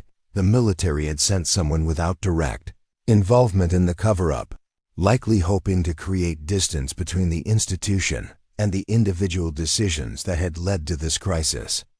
Before we begin, the mayor continued, I must address a procedural matter. The Department of Defense has requested that portions of this meeting be conducted in closed session due to potential national security implications. The Council has voted to maintain an open session, but acknowledges that certain technical details may be subject to classification restrictions. This announcement prompted immediate reaction from the audience, a mixture of approval for the open session decision and concern about classification being used to limit information. Eleanor noted how rapidly the community had come to understand the mechanisms that could be used to withhold crucial facts from public consideration. Colonel Wilson approached the podium, his manner professional but defensive. Thank you, Mayor Hayes. I want to begin by assuring the Westridge community that the Department of Defense takes environmental safety very seriously. The health of communities surrounding our facilities is a top priority in all operational planning. The statement drew skeptical murmurs from the audience. Wilson continued, his voice taking on a harder edge. The information being circulated about contamination at the proposed facility site is based on unauthorized testing of improperly obtained samples. The official environmental assessment, conducted by certified experts using approved methodologies, found no significant contamination issues that would impact public health. Eleanor watched Martinez checking her notes, preparing to counter this narrative. Before the councilwoman could speak, Wilson pivoted to a direct attack on the evidence that had been released that morning. Furthermore, I must inform the council that the soil samples referenced in recent media reports have been collected and transported in violation of custody protocols, rendering any results scientifically invalid. The individual responsible for this unauthorized collection is currently assisting military investigators in understanding how this breach occurred. His careful phrasing, assisting military investigators, rather than detained against his will, demonstrated the military's approach to controlling the narrative. Technical language and procedural objections were being deployed to discredit substantive findings without directly addressing their content. Councilwoman Martinez was recognized by the mayor, rising from her seat with the confidence of someone thoroughly prepared for this confrontation. Colonel Wilson, I appreciate your concern for proper protocols. As someone with a doctorate in environmental science, I understand the importance of methodological rigor. She lifted a document from her desk. I've reviewed both the official environmental assessment conducted by Millennium Environmental Solutions and the independent analysis completed by Dr. Victoria Abrams' laboratory. The methodological documentation for both is comprehensive, but there are critical differences in the findings that cannot be explained by normal testing variations. Martinez displayed side-by-side results on the chamber's projection screen, highlighting the dramatic discrepancies between the official report showing minimal contamination and the independent testing showing dangerous levels of multiple compounds. Would you explain, Colonel, how two professional laboratories testing soil from the same geographic area could produce such radically different results? The variance exceeds any standard margin of error by several orders of magnitude. Wilson shifted uncomfortably. Without examining the specific methodologies, the methodologies are detailed in both reports. Martinez interrupted, her academic background evident in her precise challenge. Both used EPA-approved protocols for detecting PFAS compounds and heavy metals. The difference isn't in the testing methods, but in the samples themselves. Eleanor observed the colonel's growing discomfort. He hadn't expected such a technically informed challenge from a town council member. His preparation had likely focused on managing public relations aspects rather than defending the scientific contradictions that Martinez was highlighting. "Councilwoman," Wilson replied stiffly, "I'm not a scientist. I can arrange for our environmental team to address these technical questions in a proper forum.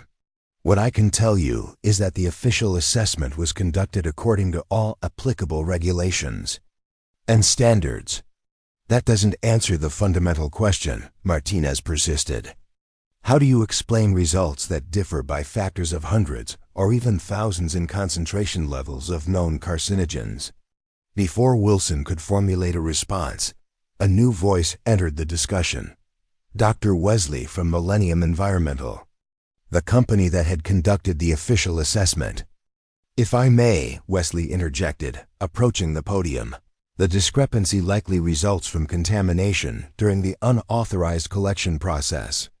Without proper protocols, cross-contamination can easily occur, producing artificially elevated readings." Martinez turned her attention to Wesley.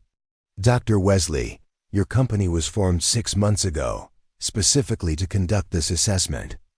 Before that, you worked directly for Major Blackwood as a military environmental consultant at 3 other installations. Is that correct?"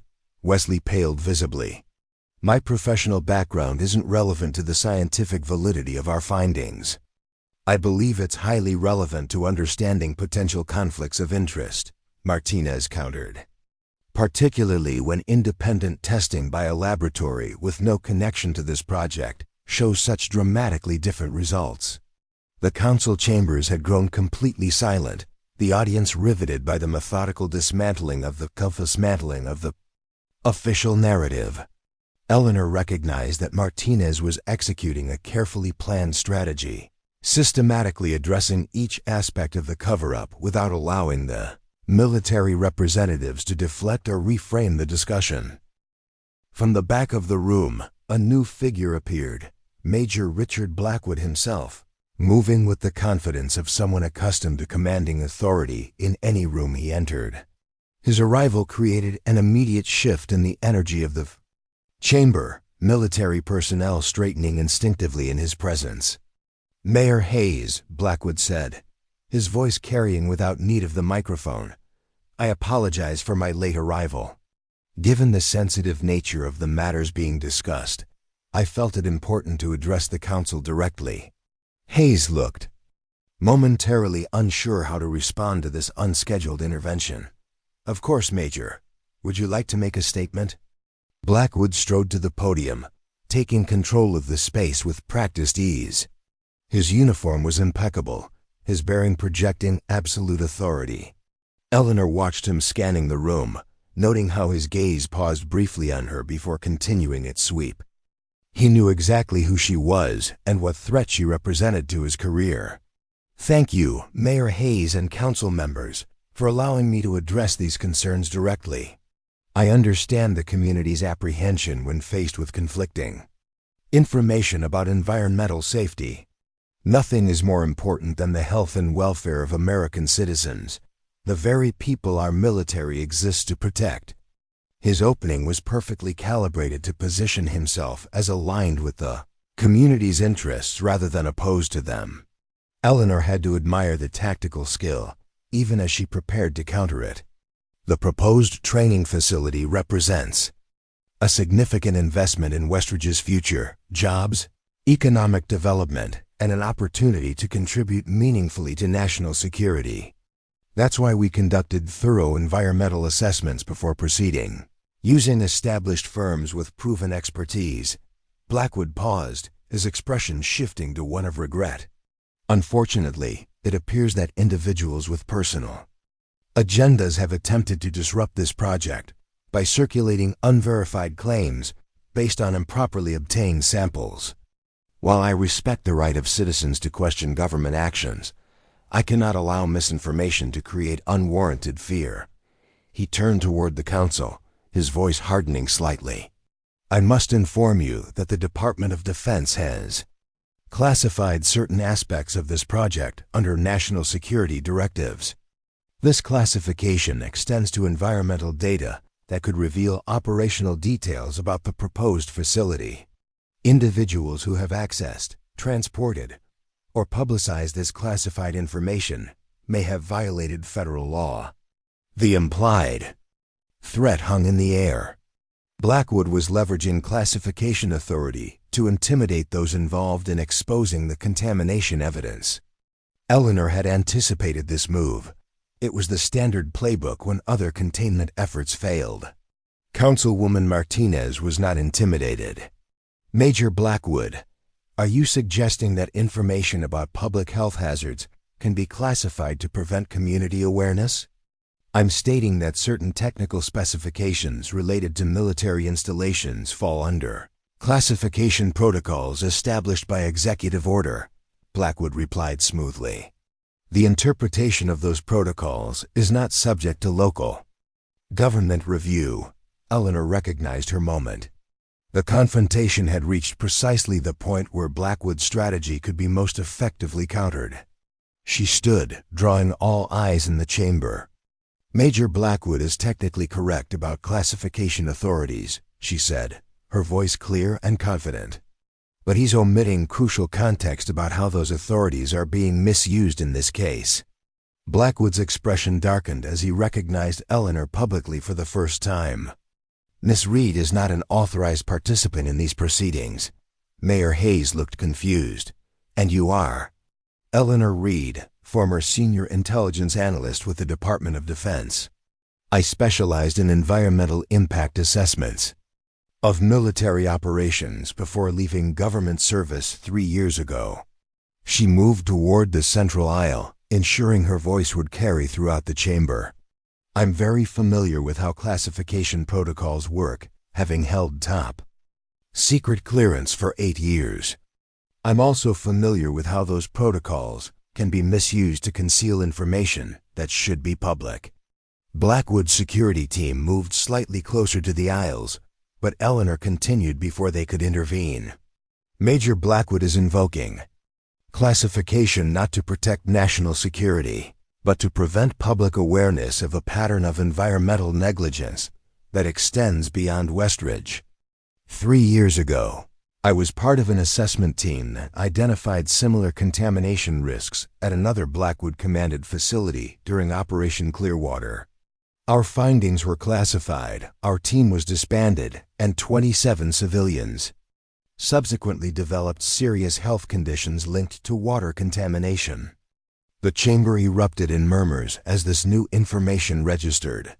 Blackwood stepped forward, his composure slipping for the first time. "Ms. Reed was dismissed from government service for erratic behavior and violation of information security protocols. Her claims about Operation Clearwater are completely unfounded and potentially defamatory." Eleanor had anticipated this attack on her credibility. "My personnel file will show that I resigned voluntarily following a dispute about classification of environmental findings. As for Operation Clearwater, I've provided documentation to Councilwoman Martinez that connects that incident directly to the current situation in Westridge." Martinez nodded confirmation, holding up a sealed folder.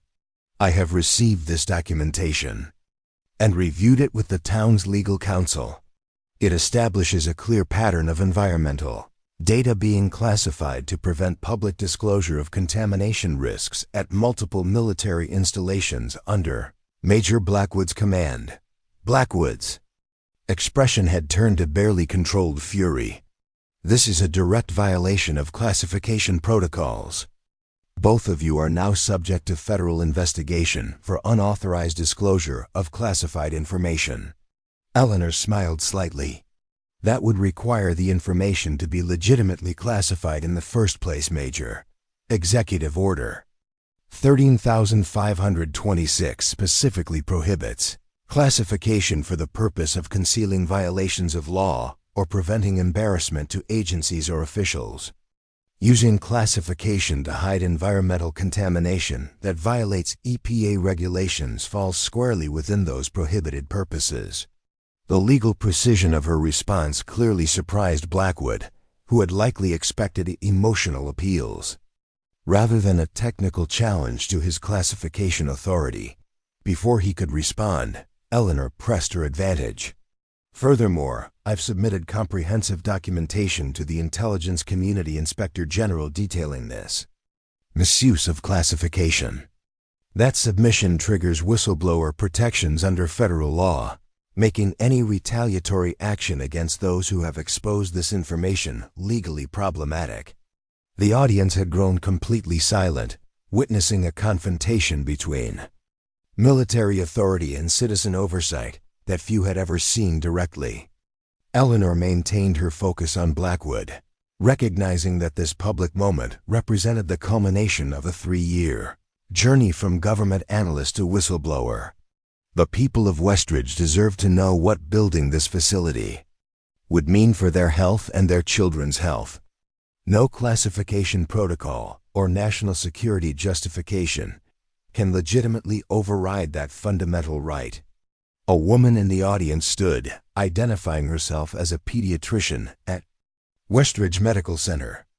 I've been treating an unusual number of children with respiratory conditions and skin disorders from the neighborhoods closest to the proposed site.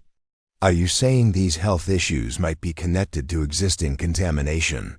Before Blackwood could intervene, Eleanor addressed the question directly. The independent testing showed PFAS levels consistent with the symptoms you're describing. These chemicals persist in soil and groundwater for decades.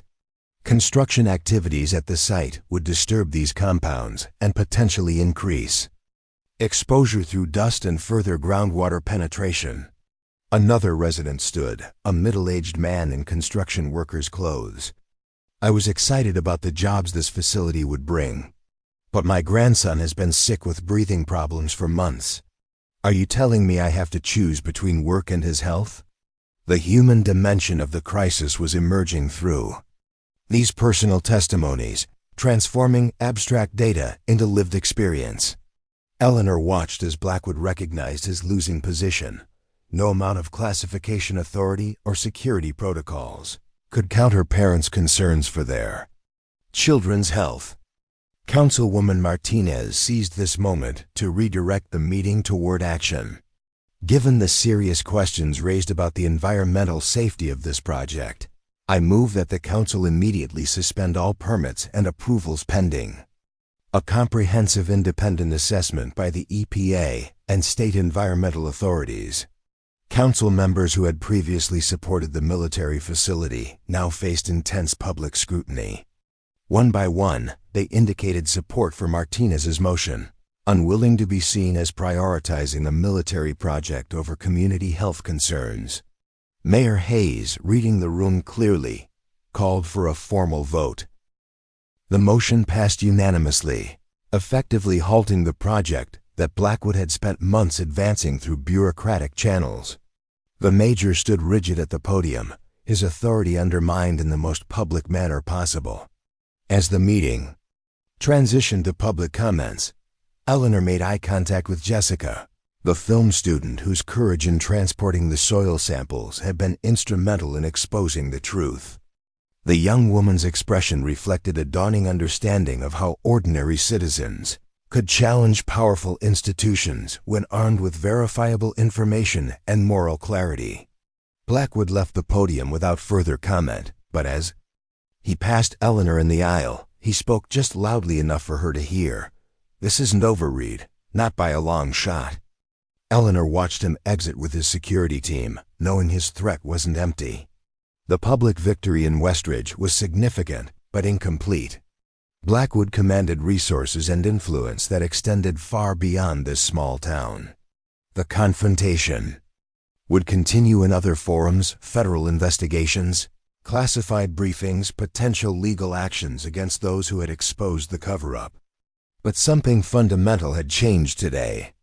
a community that had been proceeding blindly toward environmental disaster had awakened to the power of informed civic engagement.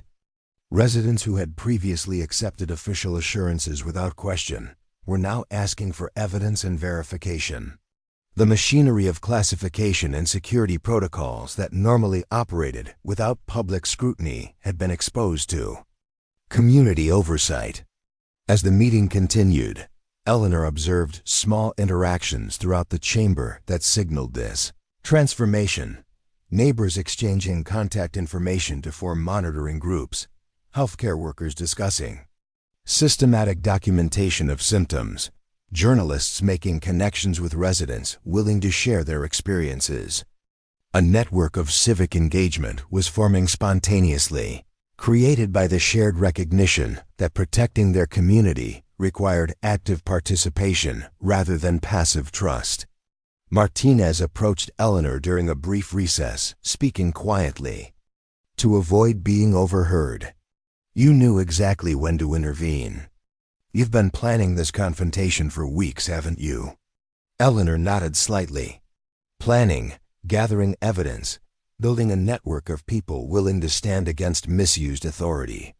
But even the best planning couldn't have predicted how powerfully this community would respond once they understood what was at stake.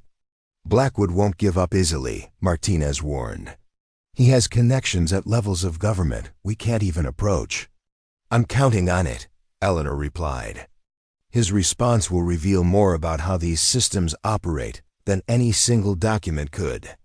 Every move he makes to contain this situation will create new opportunities to expose the mechanisms that allow environmental hazards to be concealed behind classification barriers."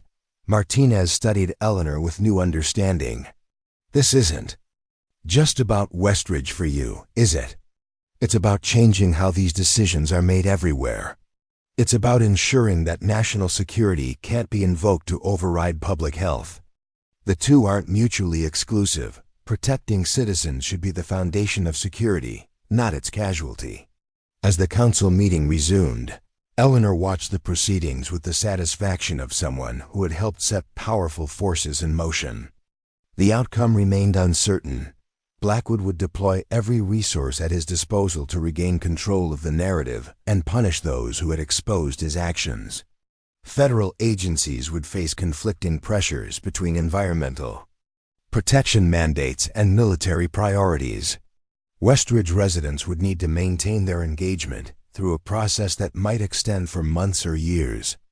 But in this moment, in this small town council chamber filled with citizens insisting on their right to know what threatened their family's health, Eleanor Reed, once a trusted intelligence analyst, now branded a troublemaker and potential criminal, had never felt more certain of her purpose.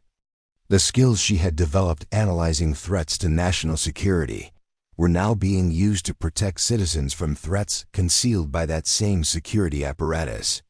As residents continued sharing stories of unexplained illnesses and environmental concerns, Eleanor recognized that her journey from government insider to whistleblower had come full circle.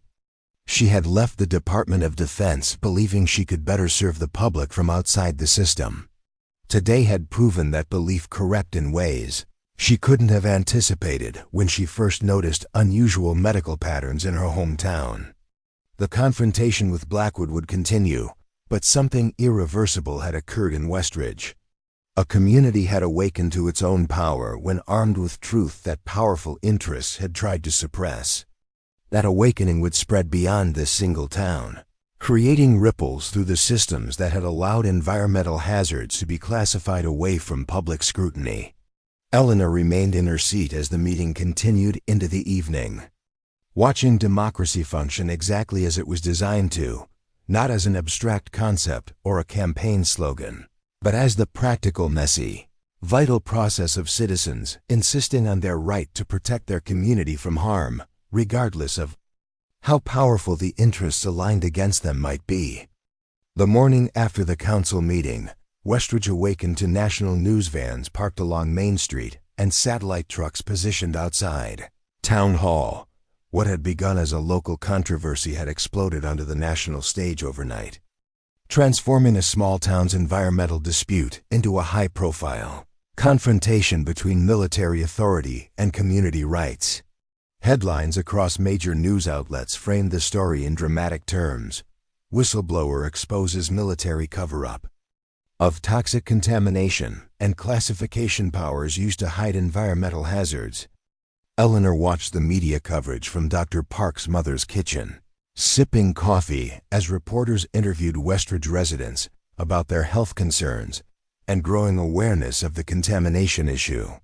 The coverage was more comprehensive than she had dared hope, with several national outlets connecting the Westridge situation to broader questions about environmental oversight of military operations.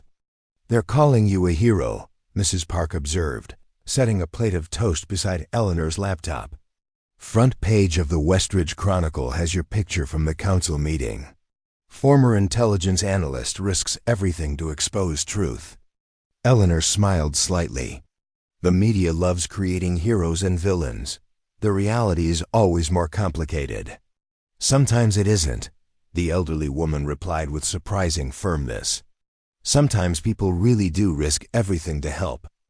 Others, I may be old, but I recognize courage when I see it." Before Eleanor could respond, her secure phone vibrated with a message from Melissa, in crisis mode. "Inspector General has opened formal investigation into classification abuse. Being called to Washington for questioning. White House monitoring situation. Pressure building from multiple congressional committees." The message confirmed what Eleanor had anticipated. The public exposure had created consequences that extended far beyond Westridge. By framing the issue as abuse of classification authority rather than simply an environmental dispute, she had triggered oversight mechanisms that Blackwood couldn't easily neutralize. Her phone rang with a call from an unknown number. Normally, she would ignore such calls, but the timing suggested it might be connected to the unfolding situation. "Ms. Reed? This is Congressman Daniel Wilson's office. The congressman would like to speak with you regarding your disclosure about the Westridge facility and related military environmental practices." Eleanor felt a surge of cautious optimism. Congressman Wilson chaired the House Committee on Military Environmental Compliance, a position that gave him significant oversight authority over precisely the issues she had exposed. "I'm available to speak with the congressman," she replied carefully. A moment later, Wilson's voice came through the line. "Ms. Reed, I've reviewed the documentation you submitted through our secure portal. I've also watched the footage from yesterday's town council meeting. I must say, I'm deeply concerned by what appears to be a systematic misuse of classification protocols to conceal environmental hazards. Thank you for taking this seriously, Congressman.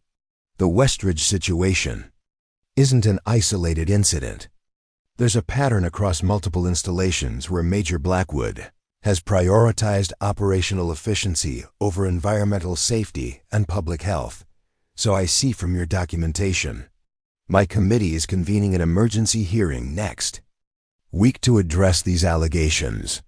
We would like you to testify about both the specific Westridge situation and the broader pattern you've identified." Eleanor had expected eventual congressional involvement, but not this rapidly. Wilson's immediate engagement suggested the political dynamics were shifting faster than anticipated. "I'm willing to testify, Congressman, but there are others whose testimony would be equally valuable. Dr. Nathan Chen has first-hand knowledge of how the original soil samples were handled. Councilwoman Martinez can speak to the discrepancies between official and independent testing."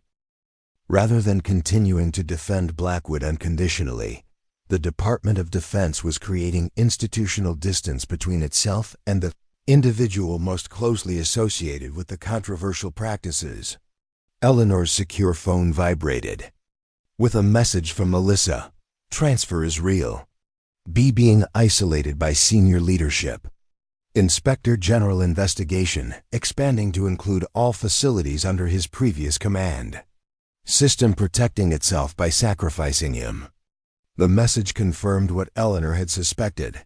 the military as an institution was implementing its own damage control strategy, focused on containing the scandal by isolating it around Blackwood rather than allowing it to implicate broader structural issues in military environmental practices.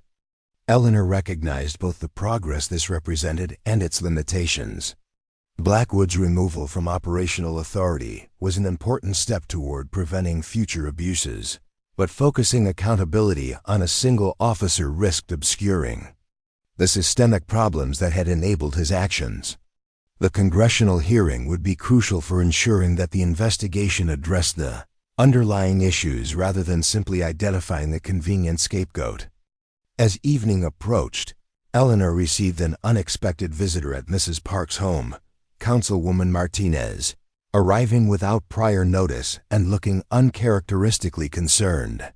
"I needed to speak with you directly," Martinez explained as Eleanor invited her into the living room. "Something's happening that you should know about." Once they were seated with assurances of privacy, Martinez continued, her voice low despite being in a secure location. "The town council received a classified briefing this afternoon from federal officials, not military, but from an agency. They wouldn't identify specifically. They presented documentation suggesting that the contamination at the proposed facility site has implications beyond environmental concerns." Eleanor listened carefully, recognizing the familiar pattern of security agencies attempting to reassert control through higher-level classification. "What kind of implications?" "They claimed the chemical compounds identified in the independent testing match substances associated with classified weapons research conducted in this region during the 1970s. They're suggesting that public disclosure of the specific contamination profile could reveal historical military capabilities that remain classified." The strategy was sophisticated. By connecting the environmental contamination to historical weapons research, security officials were attempting to create a legitimate national security justification for classification that had previously been applied inappropriately. "How did the council respond?" Eleanor asked. Most members seemed intimidated by the security implications. They're considering rescinding the vote to suspend facility approvals based on these new national security considerations. Martinez's frustration was evident. "It feels like we're being manipulated, but the documentation they presented seemed credible." Eleanor considered the situation carefully. They're using a classic compartmentalization tactic. By revealing supposedly classified context to the council without allowing outside verification, they create the impression of privileged insight that reinforces institutional authority. So the weapons research connection might not be real? "It might be partially true but presented in a misleading way," Eleanor explained. "Historical weapons research certainly occurred in many regions, but connecting it specifically to the current contamination could be a strategic framing designed to reassert classification authority that was being challenged." Martinez looked troubled. "How do we counter this if we can't verify or disprove their claims?" "By changing the framework of the discussion," Eleanor replied, a strategy forming in her mind. If historical weapons research created these contaminants, that strengthens rather than weakens the case for public disclosure and comprehensive remediation. The origin of the contamination doesn't change its current health implications. She moved to her laptop, beginning to draft a response strategy. "We need to acknowledge the historical context while maintaining focus on present health concerns. If these compounds are connected to weapons research, that establishes even greater government responsibility for addressing the contamination." Martinez watched as Eleanor worked, her expression shifting from concern to renewed determination. "You're turning their tactic back on them, using the weapons research connection to strengthen the case for accountability rather than allowing it to justify continued secrecy." "Exactly. Classification exists to protect national security, not to shield government agencies from responsibility for environmental impacts of their activities, regardless of when or how those impacts occurred." Their strategic planning continued into the evening. developing approaches for the upcoming congressional hearing that would address these new complications while maintaining focus on the fundamental issue, the right of communities to know about environmental hazards that threaten their health, regardless of the historical origins of those hazards. As they worked, Eleanor received notification that her congressional testimony had been formally scheduled for the following week. The hearing would be public rather than classified. Despite Pentagon requests for closed-door proceedings, a significant procedural victory that would prevent the discussion from disappearing behind security barriers. The following morning brought news that transformed the Westridge situation from a significant but contained controversy into a national movement. 3 additional communities near military installations previously commanded by Blackwood had come forward with similar allegations of environmental contamination being concealed behind classification protocols. In each case, local officials had been independently investigating unusual health patterns when the Westridge story broke, providing a framework for understanding their own situations. Eleanor watched the expanding coverage with a complex mixture of emotions. The suffering in these communities was tragic and should have been prevented. But the emergence of a pattern across multiple locations confirmed her central allegation that the Westridge situation represented a systematic approach rather than an isolated incident. As she prepared for her congressional testimony, Eleanor focused on documenting the connections between these cases, establishing the consistent methodology through which environmental concerns had been suppressed. The evidence was becoming overwhelming. Similar contamination profiles, similar classification justifications, similar health impacts in surrounding communities. Congressman Wilson called personally to inform her that the hearing had been expanded to include representatives from all 4 affected communities, as well as environmental health experts, classification policy specialists, and former military environmental officers who had worked under Blackwood's command. "This has evolved beyond our initial expectations," Wilson explained. "What you exposed in Westridge has revealed a systematic problem that requires comprehensive legislative attention. We're now looking at potential reforms to classification protocols specifically, addressing environmental and public health information." The day before her scheduled departure for Washington, Eleanor received one final message from Melissa. Attempting to negotiate limited immunity in exchange for testimony implicating higher authorities.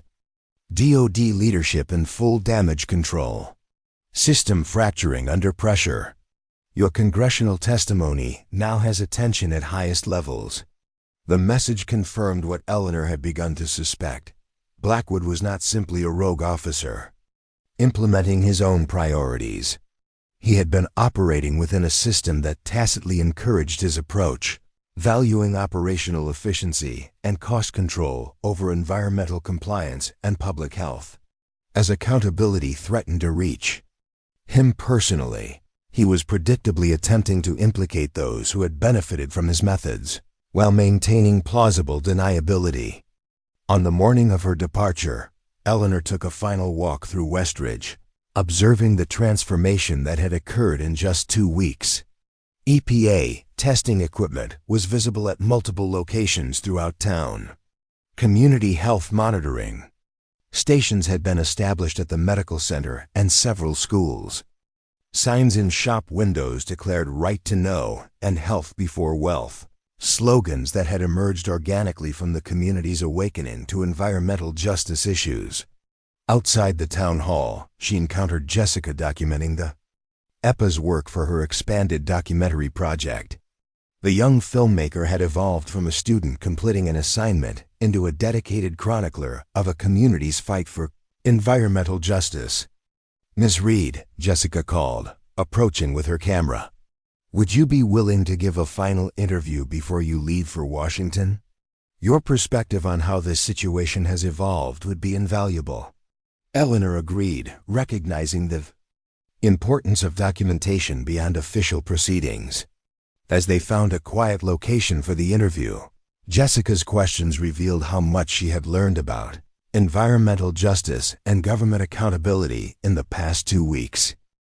You've risked your professional reputation, potentially your freedom, and certainly your anonymity to expose this situation, Jessica observed. Many people would have walked away when they realized the powerful interests involved. What made you persist when the easier path would have been silence? The question was unexpectedly thoughtful, cutting to the heart of the choices that had brought Eleanor to this moment. She considered her response carefully, wanting to convey something meaningful beyond the technical and legal aspects of the case. "I spent years analyzing threats to national security," she finally replied. "That work taught me to recognize patterns others might miss and to understand the systems that both protect and sometimes harm the public. When I saw the pattern emerging in Westridge, unusual illnesses, official assurances contradicted by observable evidence, classification being used to prevent legitimate questions, I recognized a threat as real as any I'd analyzed in government service." She paused, gathering her thoughts. "The training that made me effective as an intelligence analyst didn't disappear when I left that role. Neither did my commitment to protecting people from threats they couldn't see or defend against themselves.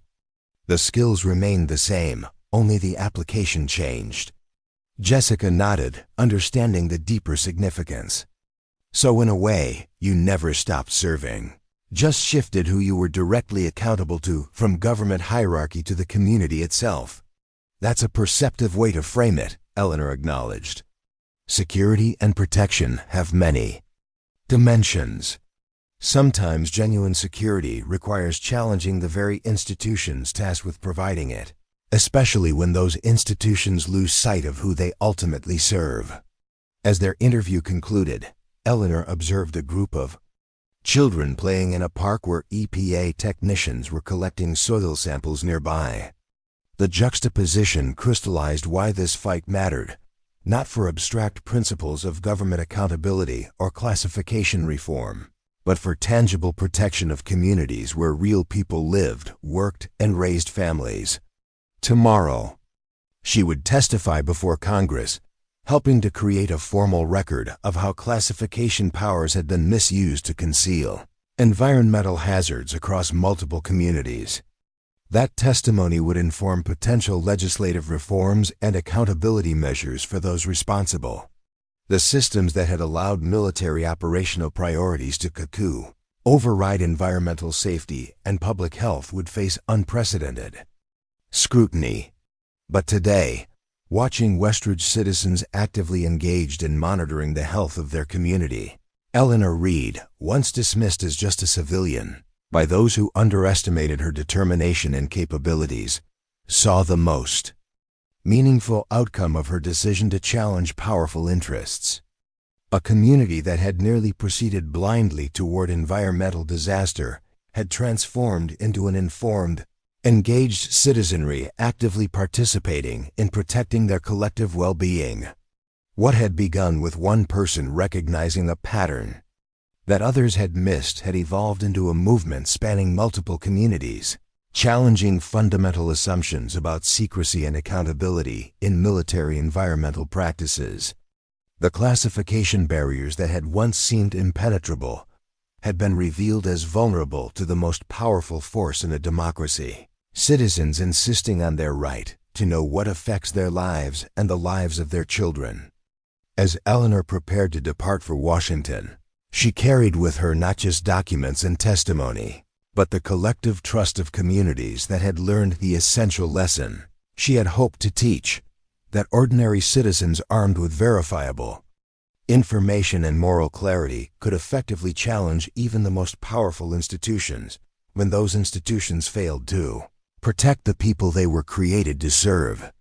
Up next, you've got 2 more standout stories right on your screen. If this one hit the mark, you won't want to pass these up. Just click and check them out. And don't forget to subscribe and turn on the notification bell so you don't miss any upload from us.